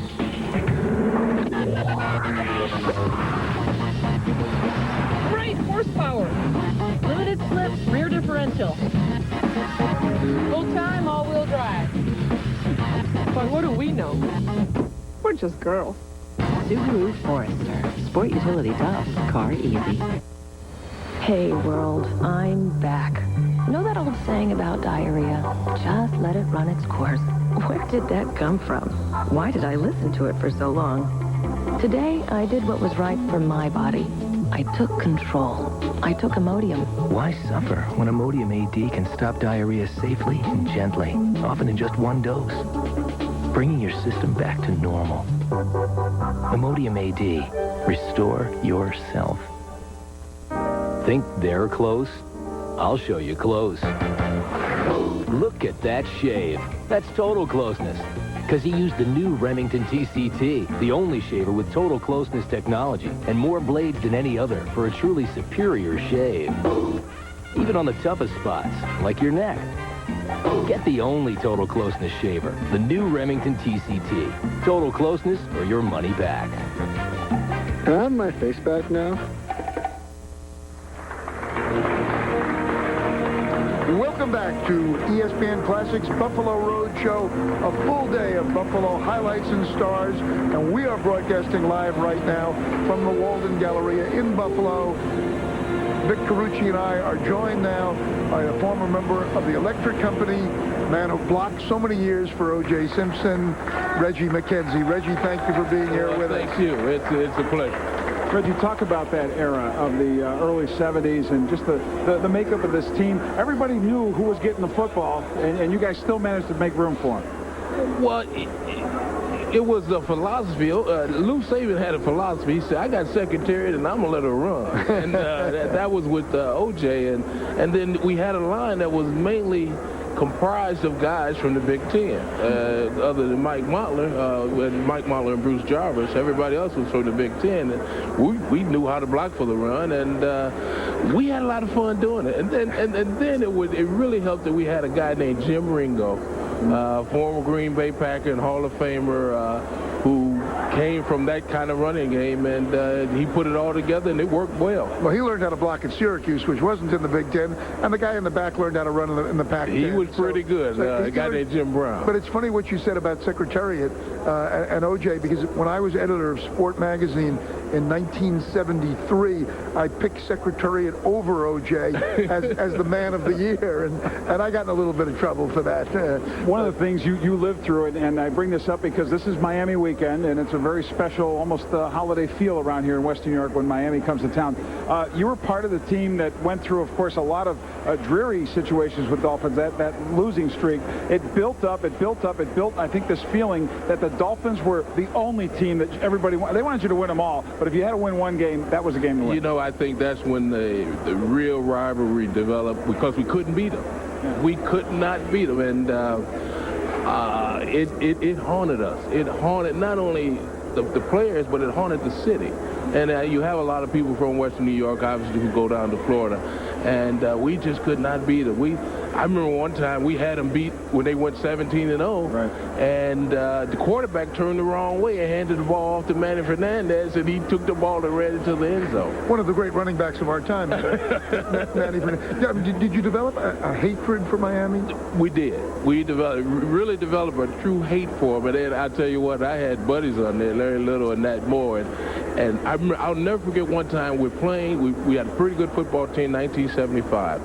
And we were playing the Giants on Monday night. And we were on the road, and the Giants were faltering. And we messed around and looked ahead. We had Miami next, and I'll never forget after the ball game, Larry came up to me and said, don't ever look ahead. Don't ever look ahead. Reggie, you were part, of course, of the team that finally broke that streak. And the streak was broken in Western New York at Rich Stadium. Talk about that day, what it was like. People were handing, like, cups of beer and stuff down to the players. I tell you what, that was Chuck Knox. Yeah. He didn't realize what had taken place. I was like 0 for 16 against the Dolphins. And it was 0 for 20 the whole streak. Yeah, and we beat them. We opened up against Miami, and we beat them. And this city erupted. They tore down the goalposts. They rushed the field, tore down the goalposts. They took the goalposts up to Ralph Wilson's box. Handed it up the stand. And they handed it to the stand. Then they took it and threw it out of the stadium. Yeah, and a guy, as a matter of fact, one of the people here came up to me with a little replica of the goalpost. But that was a fantastic feeling, and really led to some hellacious games. While you were waiting to come on with us, did you finish all the ribs? Did you leave any for Vic and No, the chicken I did not finish. But Anchor Bar, like I said, that was the first place they took me when I came to Buffalo. It was a recruiting tool. Well, it worked. It was better than being taken to the stadium. Absolutely. And Reggie, too, they used to call you the governor. I mean, that was your nickname. When I first heard, they said, well, the governor's going to be here today. And I looked around and I said, I'm looking for a politician in a suit, and it's number 67 here. How did you earn that nickname? Because if it was a problem, they would bring it to me in some kind of way. I'd hammer it out and, get everybody on the same page. And so it was something that Sherman White gave me the name. He said, oh, you the governor. You can broker any deal. So that's what they called me, the main man, the governor, all those things. Did you also preside over the court? We would have team meetings, and I was the captain of the team. And every Friday we had team meetings. Nobody missed team meetings. And so I guess you could say I presided over the state. And there were some real characters on that ball club. I mean, you had guys like Phil Villapiano, a former Raider. You had Conrad Dobler, meanest, toughest biter in the game. I mean, you had your hands full. Oh, Isaiah Robinson. Don't forget about Robinson. Don't forget about it. How could you forget Isaiah Robinson? You had Sherman White, Mario Clark. We had a lot of great guys. Zuzu, Blueprint Parker, right. You know, Terry Miller, a lot of guys, Joe Cribbs. We had some players. Yes, you did. We're going to take a break now. When we come back, we're going to look at one of those players from that career. We're going to look at O.J. Simpson, who set all those rushing records when he was here in Buffalo. Very good.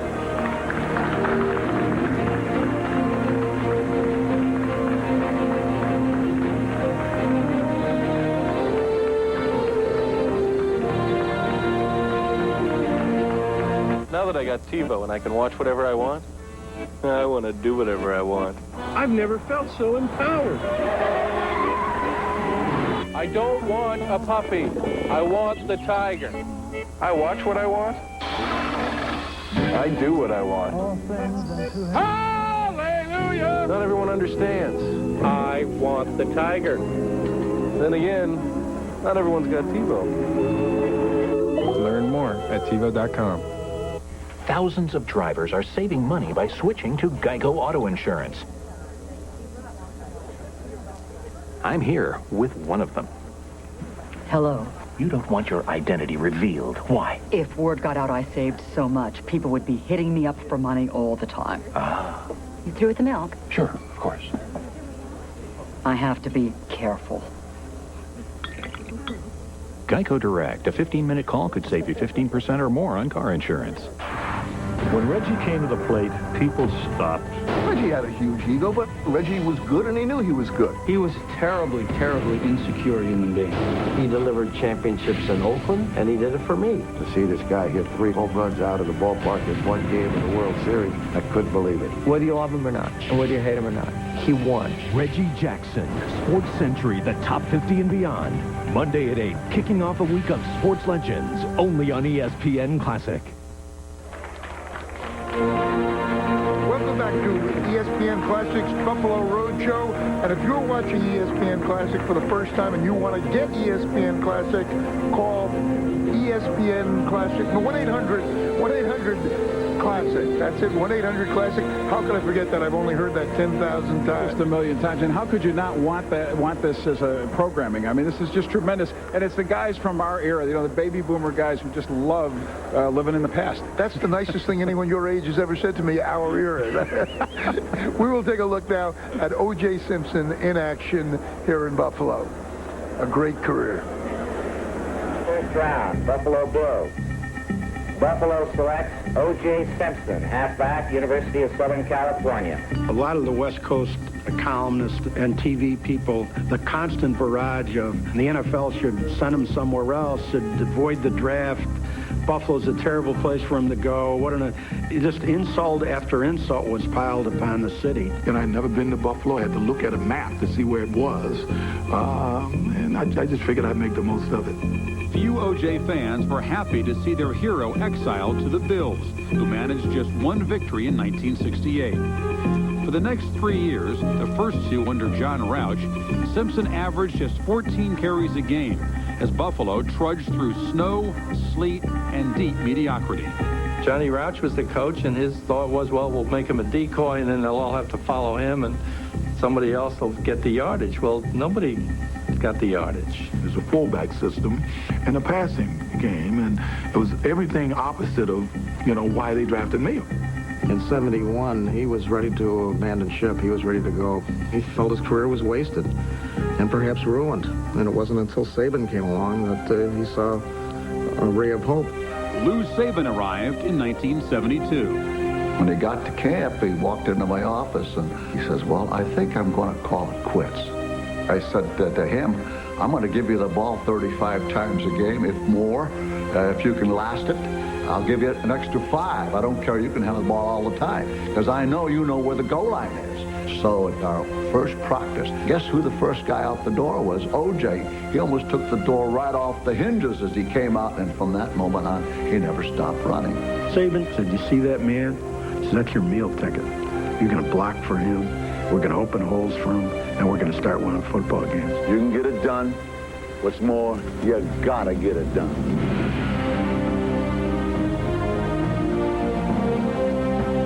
Simpson won the rushing title 4 of the next 5 years and set records for most touchdowns and carries in a season. O.J. was a tremendous athlete. This man was a great sprinter. This man was one of the greatest running backs that ever lived.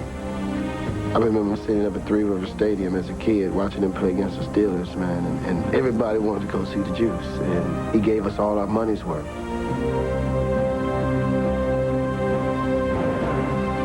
He just had another gear. It was a gear that I had not seen before.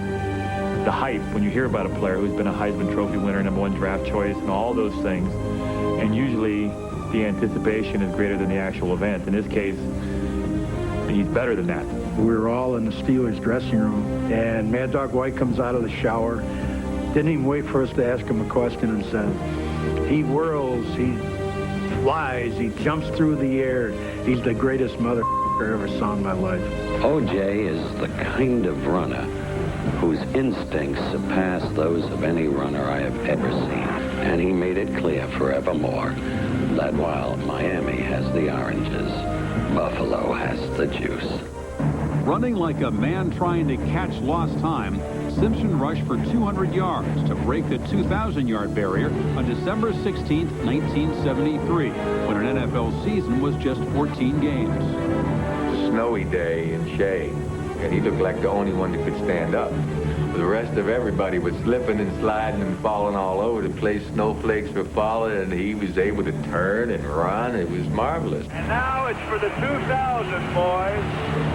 O.J. running left. O.J. 5 more. There it is. He did it. I just wonder if the three of us at this moment fully realize what it has been our great privilege to watch O.J. Simpson run for 2,000 yards in one season.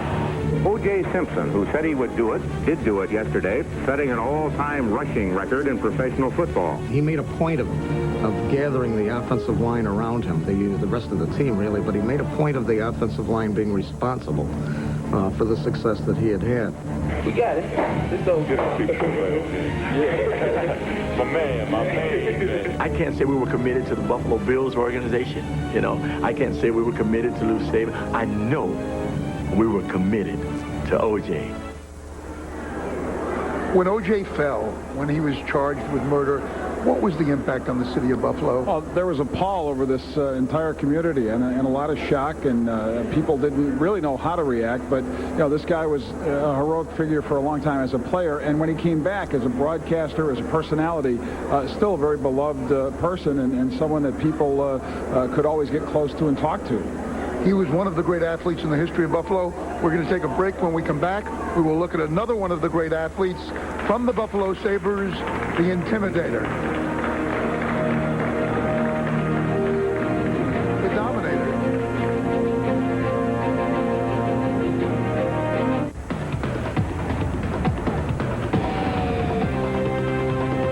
This is ESPN Classic. Did you know that Federal Express, Nike shoes, and even H. Ross Perot have made their millions using government money programs, and you can too. I'm Matthew Lesko. My new book shows you 15,000 programs that you can use to get a better job, get an education, or start your own business. Those who know about the programs are the ones who get the money. I was able to get money to buy equipment for my business and also a microloan. The government gave me money to live on for 6 months while I started my own business. I want every taxpayer to know you get $100,000 to open up a coffee shop, or $15,000 to write a novel. You also get $9,000 to take a computer course, or get a GED, or a PhD.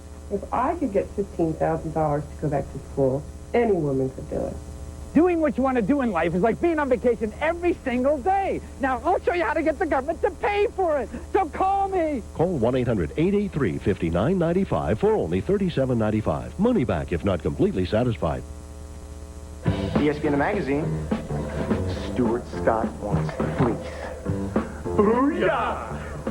Stuart, only brand new subscribers get the free fleece. Everyone wants our warm, roomy fleece pullover. It's free with your paid subscription to ESPN the magazine. Maybe you want to take out another subscription. Call now for ESPN the magazine. Get 26 issues, a year's worth for just $1 an issue. And your fleece pullover is free. 1-800-948-3737. ESPN Classic Roadshow is in Buffalo, and in Buffalo tomorrow, the Dolphins are the fish that Buffalo hopes will be fried. At the end of the last segment, when I was introducing this segment or teasing this segment, I said the Intimidator. I meant to say the Dominator. The difference is that Dominic Hasek speaks English better than Arnold Schwarzenegger does. I don't know how I got it mixed up. Let's take a look at the Intimidator on the ice for the Buffalo Sabres. I said the Intimidator again.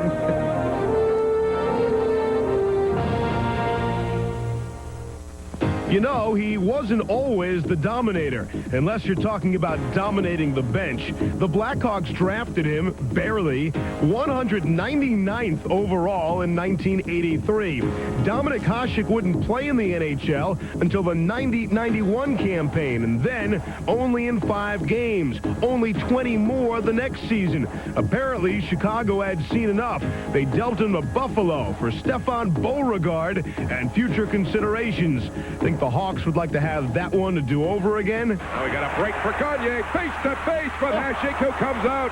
Marty McSorley coming, Mullen in the middle, Joey Mullen got it, Mullen the move, save, Hasek with a tremendous leg save. Hasek took off in his second season with the Sabres, leading the NHL in goals against average while tying for the league lead in shutouts. The awards started rolling in. What a move! Here's Quinn going in on goal. He took a shot. What a save! Bruins keep it in. Tim Scritti in front for a quick shot by Allison, and Hasek is there. Hasek became the first goaltender to win 2 MVP awards, let alone win them in consecutive seasons. And in the midst of all that, he earned the title as the world's best goaltender when he stood on his head to bring Olympic gold back to the Czech Republic. Offbeat for Cruz, who drives to the net. Cruz centers right goal! Sundstrom working to Malhotra. He fakes, he waits, saved by Hasek. Oh, he did it again. And then last season, he carried the Sabres to the Stanley Cup Finals. Buffalo was no longer a one-man team, but they were close, and Hasek was that one man. Lindros left it in the middle. Leclerc for his second. Clap! Oh, he what a save! Do you believe that? Dominic Hasek, an impossible save on Trent Clapp. The net was wide open.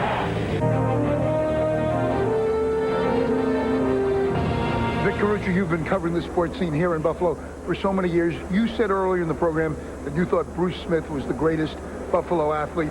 Where does Dominic Hasek stand in that? Oh, he ranks among the best. He's the reason that you go to a lot of Sabre games to see him play. A dominant player at his position. Another nickname that he has is Gumby because of his ability to just do so many uncanny things in front of the net. I would say a lower-keyed kind of an athlete compared to some of these other guys. Jim Kelly, really the biggest personality probably in this town, but Dominic is right up there.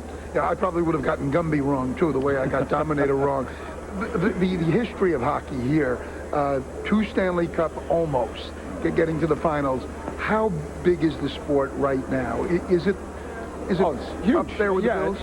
Well, again, the Bills are religion by themselves. I mean, there's a special thing with the Bills. You got to remember, when you fill that stadium, you're almost talking about 75,000. But HSBC Arena plays before a lot of packed houses. And again, this hockey team in a modern era, certainly for a long time, it was a lot of memories of their first Stanley Cup season back in the 70s. But the 98-99 season, I think, brought it back, and there's definitely a rabid feeling. A lot of kids around this area play hockey, maybe more than football. That's because there are so many fields on every street. We're going to pause once again. When we come back, we will continue our conversation about the Buffalo Sabres.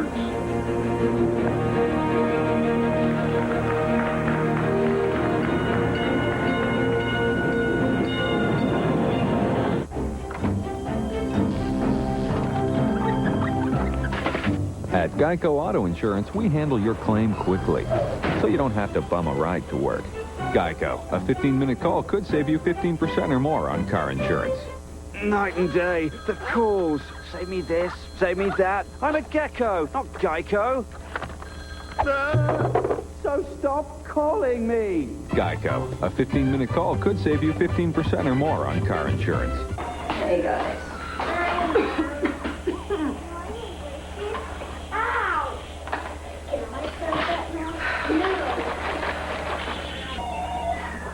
When you've got a cold, it's hard to function, even focus. Good thing there's Dayquil. The daytime, non-drowsy, congested, stuffy head, sore throat, coughing, aching, fever, so you can get back your day medicine from the makers of NyQuil. That snowball is a great way to tell customers Staples has technology gifts. Greetings. Some handhelds make terrific gifts. So do digital cameras. Nice price. Excuse me, could you tell me about the scanner fax copier? No. But I want to get it for my brother. Get him a cell phone. No, he really wants one of these. He can't have her. I love her. What? No. Weeping. It's okay. We found you someone else. Oh. For technology gifts they really want, it's Staples. Welcome back to ESPN Classic, and welcome to ESPN Classic's Buffalo Road Show. In 1981, as they went to play against the New York Jets in a playoff game, the Buffalo Bills had gone 16 years without winning a postseason game. Let's look at the highlights of that game against the New York Jets. 4 wins in the final 5 weeks lifted the Bills into the NFL's postseason tournament, where they drew the streaking New York Jets. For the travel-weary Bills, the setting was familiar. On the road again. And here's the kickoff by Nickemeyer. He hits it high, going down to the right. Harper at the 7, up to the 10, 15, 20, across the 25, under tackle, and the ball is stolen away by Buffalo and returned in for a touchdown by Charlie Rome. Charlie Rome took the ball away and ran it in for a touchdown. And what a dramatic opening to this game. In the opinion of many, this playoff battle would be won up front, where the Jets' famed New York Sack Exchange hoped to boost its stock against a Buffalo offensive line that protected the passer better than anyone in the NFL. It was Black Sunday for the Sack Exchange. I'm killing him. I'm going to tell you right now, Jay, I'm going to hit him every time. He's going to stop coming inside. Ferguson with a back to the weak side, dropping back to throw. He fires to Lewis. He's got it. Down to the 30. 25, 20, 15, 10, 5, and he is in for the touchdown. Frank Lewis scores. Go, Jones! Go! Ferguson waiting, has just one running back behind him. At the Jets 26. Ferguson dropping back. Looking. He throws. That's a touchdown to Frank Lewis. And the Bills go ahead 23-0. Buffalo had reason to celebrate a quick and decisive lead. The offense was cooking, and almost before the Jets knew what had hit them, the Bills were setting atop a comfortable 24-0 cushion. New York confidence was transplanted by concern, and Buffalo confounded the Jets with a barrage of big plays. Touchdown! Joe Cribb goes all the way for the score. And that should be the one that puts the Jets away. The Jets were anything but put away.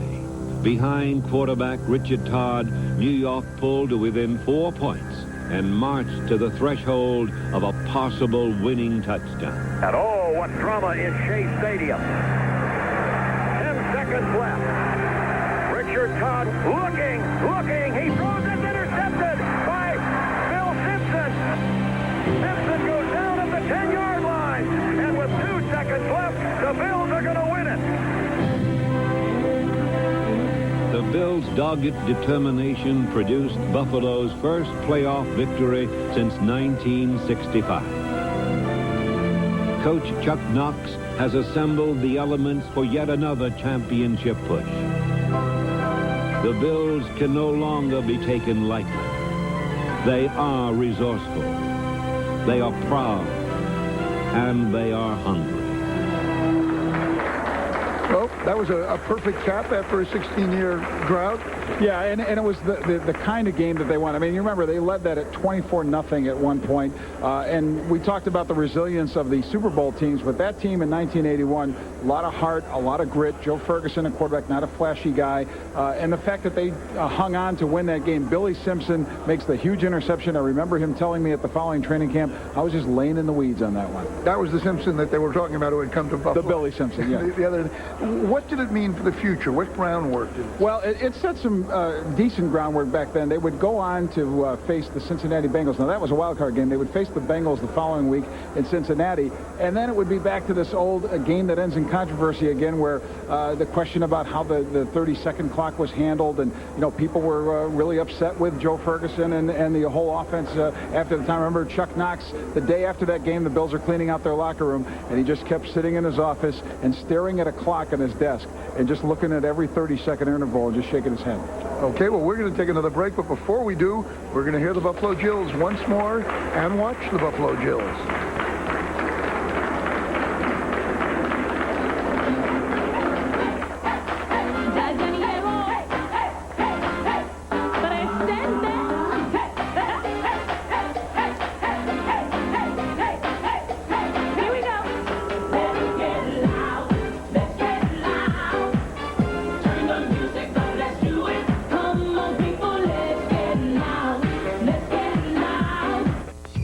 Perfect match for great holiday gifts? A holiday card, of course. And this weekend only, Radio Shack has the card for you. Good for 10% off all your holiday gifts. Just come into Radio Shack this weekend, open an account for a Radio Shack Answers Plus card, and charge your purchase to get 10% off anything you buy. Compact computers, Sprint PCS phones, RCA electronics, plus cool gadgets and gizmos are just a few of the great gifts you can get for 10% off. This Friday, Saturday, and Sunday only at Radio Shack. Some restrictions apply. See store for details. Introducing the latest in all-weather gear from LL Bean. It's warm, waterproof, and rugged. It's the new LL Bean Edition Outback from Subaru. With full-time all-wheel drive, classic LL Bean styling, and a new, powerful 6-cylinder engine that makes the toughest drive a walk in the woods. The LL Bean Edition Outback, new from Subaru. Parka, sold separately. He's a coach. This time I want to see 3 things. A teacher. A friend. What are we trying to make this kid's life impossible? He's the White Shadow. The classic series now only on ESPN Classic. From what I hear, you guys need a basketball coach real bad. This old school pro turned coach shows these inner city high school kids what life's really about. Nobody said it'd be easy. But Ken Howard is. Like a white shadow. The White Shadow, weekdays at 10, only on ESPN Classic.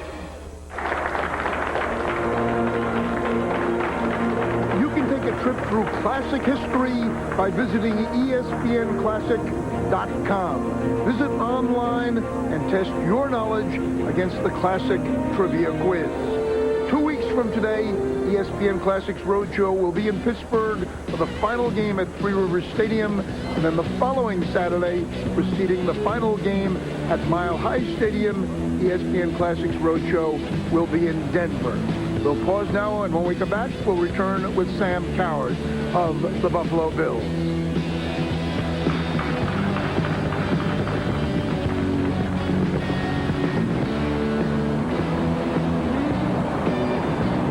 Welcome to Burger King. May I take your order? Je voudrais collecter une autre modèle Rugrats, s'il vous plaît. Bien sûr. That movie was good. Burger King celebrates the opening of Rugrats in Paris, the movie, with colorful new Rugrats chatback watches that talk. Your kids will want all 4 watches featuring the whole Rugrats gang at just $1.99 each with any value meal. And what would you like, sir? What she said. Rugrats watches, only at Burger King. Got the urge. Breakfast? Oh, wow. Are these, pancakes? Mm-hmm. This looks great. We don't have the stuff to make pancakes. From heartburn to diarrhea, Pepto-Bismol, because you never know. The young titans of the brave new cyber world are pretty darn smart. So when some guys from Ask Jeeves got Norelco Quadra-Actions from their girlfriends, we expected a smart response. This thing's gonna chew up my face. Will I get a close shave? No. But the girls insisted. Slots for longer hair and holes for stubble were definitely the way to go. It's only been a few days, but I'm liking it. They loved how easy it was to clean. It needed a quick bath. And no one could escape their enthusiasm. I love this thing. I just shave on the go, nice and smooth. Here, give it a feel. The Norelco Quadra-Action has satisfied 99% of the guys who've tried it. For more info, ask Jeeves. I think he likes it. Norelco, put it to the test. Welcome back to ESPN Classics Buffalo Roadshow at the Walden Galleria here in Buffalo. We are joined now by a member of the current Buffalo Bills, an injured member, unfortunately, of the current Buffalo Bills, an All-American at Florida State, Sam Coward. Sam, thank you very much for being with us.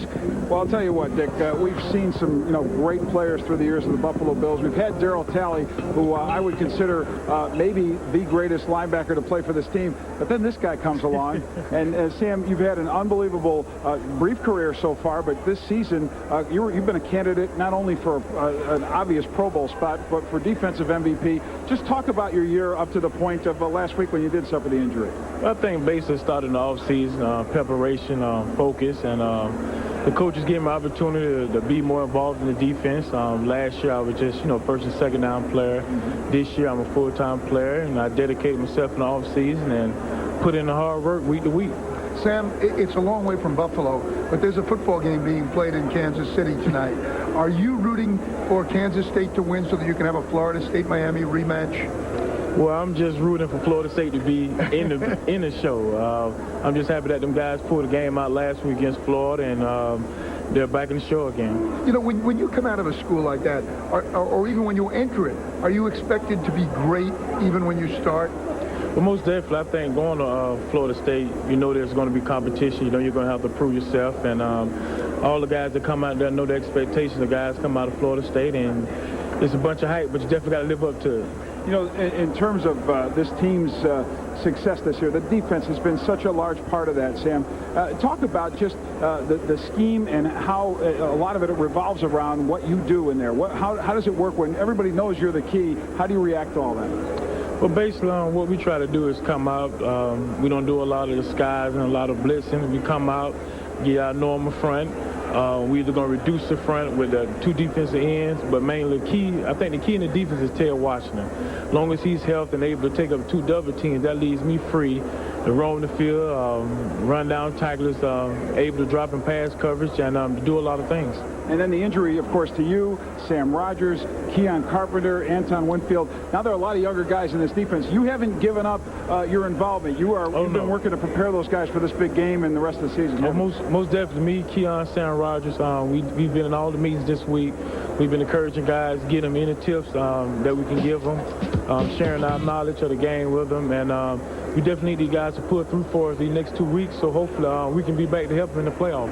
It's always hard to miss a game, but it must be particularly hard to miss this game. For one thing, it's against Miami, and for another thing, it's so meaningful. Oh, most definitely. Anytime you have to play Miami twice a year, they're our biggest rival, and I'm from the state of Florida, so that's another opportunity for my folks to see me play. But it's hard being on the sidelines, but I'll have to stick it out and just support the guys that's out there. Sam, you've only been with this team a few years, but today you've been surrounded by the history of this ball club, and again, the Darryl Talleys and so forth, and Jim Kelly. Do they help give you a sense of what the rivalry does mean with Miami? Oh, most definitely. It's just an honor for me to be around guys of that stature. Billy Shaw, McKenzie, Jim Kelly, Talley. But them guys know the wars and know what it means to go against the Dolphins, and they just pass it down to guys like me, and hopefully I can pass it down to the younger guys, show them how important it is for us to go out and win this game tomorrow. Well, after you've been here a few more years, we'll let you eat chicken wings on the show, too. Okay. Thanks very much for being with us, Sam. Thank you. We will take another break, and then we will be back with more of ESPN Classics Buffalo Road Show.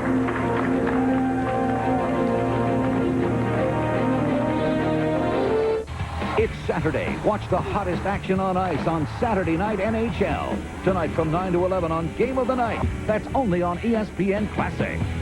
Ideas and inventions come from people in all walks of life. And most of the century's top inventions came from individuals, not companies. Do you have an idea for a new product or invention?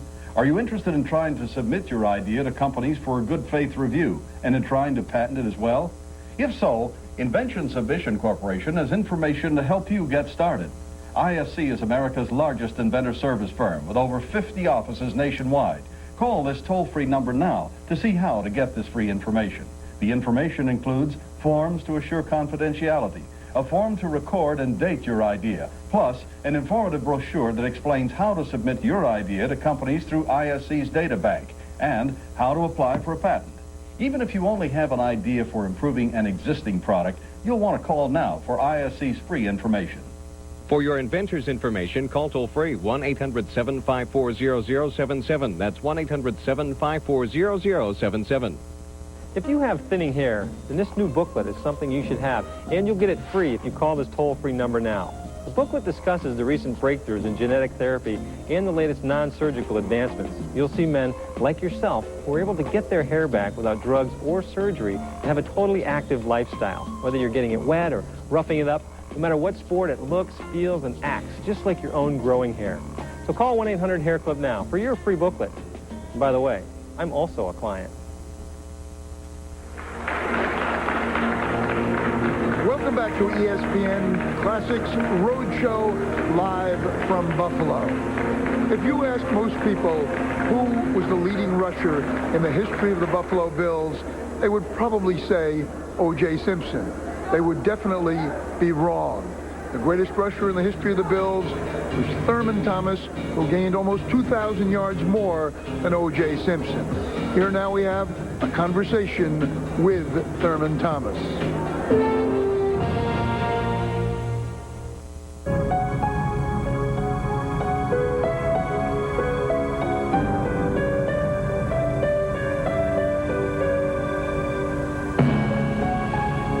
In the previous 11 years, you missed 8 football games. This season, you wind up missing 11 football games. How tough was it for you to stand and watch? It was so difficult on me knowing that the guys who I fought with last year, I really couldn't help them in the first 11 games of the season.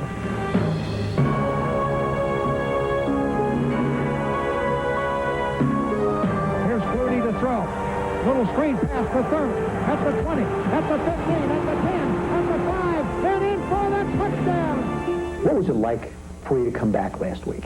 When I got introduced, I was the last one to get introduced on the offensive side of the ball, and the fans just sent a chill through my entire body. I mean, I felt like I was about 25 again, and it really made me appreciate what the fans were all about that day, wanting me back, having me back on the football field. You played with 2 very different quarterbacks. Jimmy in the pocket, you know, shotgun, basically you stood next to him most of the latter part of his career. And now Doug. How are they different and how are they alike? You always have to be aware of what Doug is going to do on the football field. It was a game last year we played against New England. We were 10 yards down the field when he did a lateral pass back to me, you know. So that's the type of thing with Doug. You have to be more aware. Now with Jim, you know Jim was going to drop back 7 yards. He's going to be in one spot because he wasn't the greatest scrambler in the world. Let's say for salary cap considerations, the Bills say, you know, Thurman, we'd really love to have you, but the economics of it make it tough for us. Would you retire from football if you couldn't be a Bill? I've been a Bill for 12 years. I don't think I can go nowhere else. I've always said that, you know, the Bills drafted me in 1988, the first team to draft me. And I always said I will only play for that organization. So if they came up to me and said, hey, because of economic problems, you know, we got to cut back, you got to take a pay cut or something, I'll retire. I mean, it's just plain and simple, that easy for me just to walk away from the game.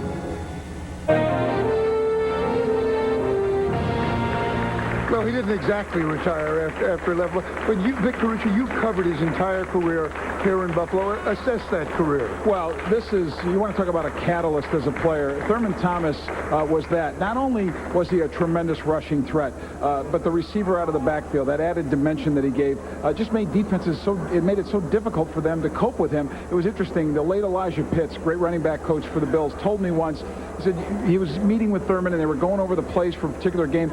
Thurman would ask him about blockers that would be about 15 and 20 yards downfield. And Elijah would say, why are you asking me about those guys? Let's talk about the guys in the box, the line of scrimmage. I don't care about those guys. I'm going to be past those guys. I want to know who I have to beat 20 yards downfield. Covering Thurman Thomas, what kind of a guy was he? Oh, he was just a fun guy to be around, a fun-loving guy, but also a moody guy. I mean, there could be days when, he'd just yell at you, scream, he'd be upset. And you knew many times, though, and then other days when he was just as cuddly as a teddy bear, but you knew most of the time there was an effect and a cause and effect thing with Thurman. He could get the guy. He embodied, we talk about this Miami-Buffalo rivalry, he embodied the emotion of that. He worked the Bills up into a frenzy before every one of those games. That rivalry continues tomorrow with Miami against Buffalo here in Buffalo. And we will pause now and then continue with the ESPN Classics Road Show.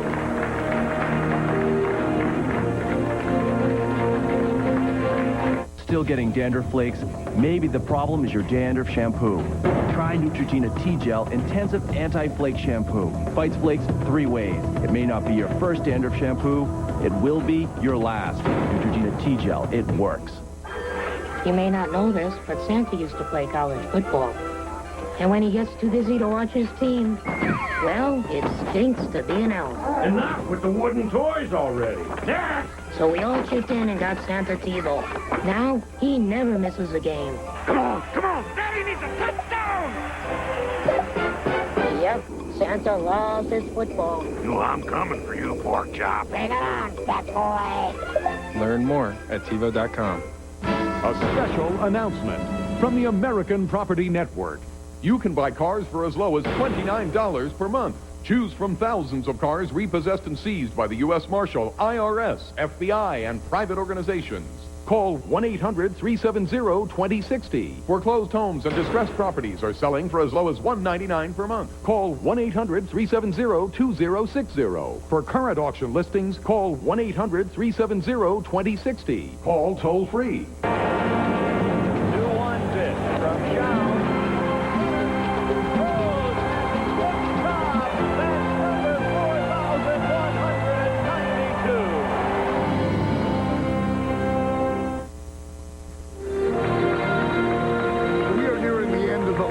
Segment of ESPN Classics Buffalo Roadshow, drawing to the end of our meeting here with Vic Carucci to discuss sports and the history of Buffalo. And Vic, you covered all these great players. You've seen so many of them move on to other teams. You have Bruce Smith playing in Washington now. Yeah. Just when you reflect back on the last 20 years. More than a little awkward when you see Bruce Smith wearing a Washington Redskins uniform, when you see Andre Reed in a Redskins uniform, and when you see these guys playing for other teams, although still effective in Bruce's case, showing that in his late 30s he can still play this game. But this scene right here, Thurman Thomas wearing the colors of the Miami Dolphins, I equate that really to taking Ulysses S. Grant and having him for the South and have Robert E. Lee the North. I mean, this type of thing is almost blasphemous that he could be playing for the Dolphins. Now, he won't be playing tomorrow. He's been injured, out for the season with a knee injury. Not going to be on the sideline for this game. Says he wants to watch it in the safety of a private box. And there, of course, was Andre Reed also in a Washington uniform. Yeah, and as I say, a little hard, I think, for people to digest because those people are lifetime, those players, career Buffalo Bills. And they might not necessarily retire here in Buffalo because their joints ache so much. They need sunshine. Right, but when they do retire, I mean, they're going to retire as Buffalo Bills. I talked to James Lofton about this. Now, he had his greatest seasons, of course, with the Green Bay Packers. He says if he's so blessed to go into the Pro Football Hall of Fame, he'd like to go in as a Packer and a Bill. Yeah, I think that's appropriate because he had 2 great careers. He really did, and it was just what it was, 2 careers. Vic, thanks so much for sharing all these Buffalo highlights with us. We're going to take one more break, then we'll come back to wrap up ESPN Classics Buffalo Roadshow. This ESPN Classic program is presented by TiVo. TV your way. A few years ago, we recognized an epidemic. People hurting TV. TVs hurting people. Stupid box. That's why we invented TiVo. Reruns? TiVo lets you watch your favorite shows whenever you want, so there's never any bad TV. Doctor! Flew out a 3rd floor window, landed on his head. When are people going to learn? Learn more at TiVo.com. Hey, Bob. Morning.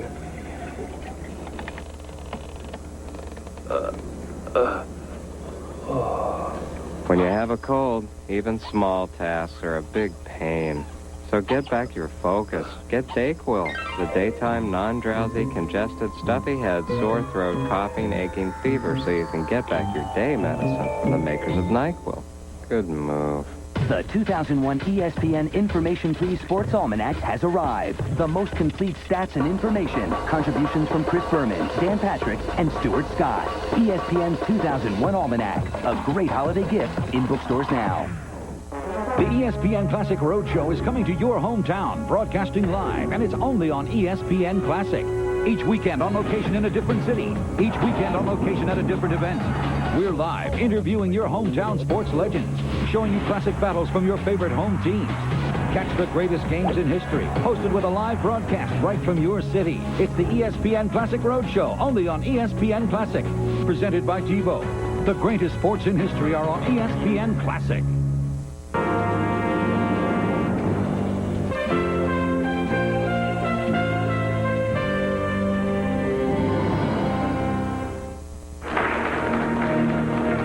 Once again to ESPN Classics Buffalo Roadshow. We are in our final minute now of the live portion of the program.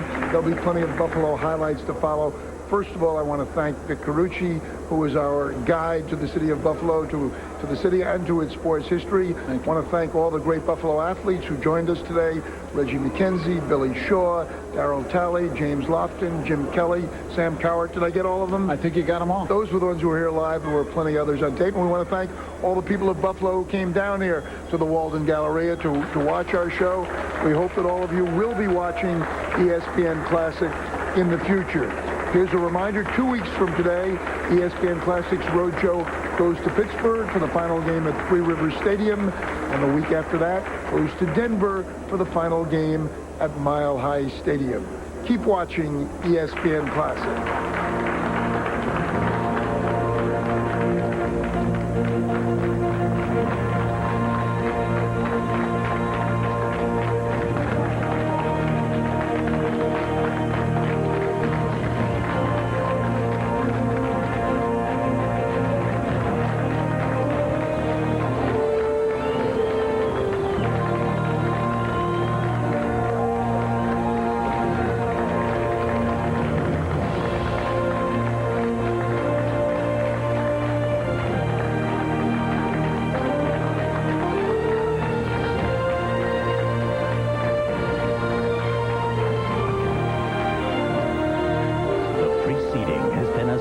Presentation of ESPN Classic.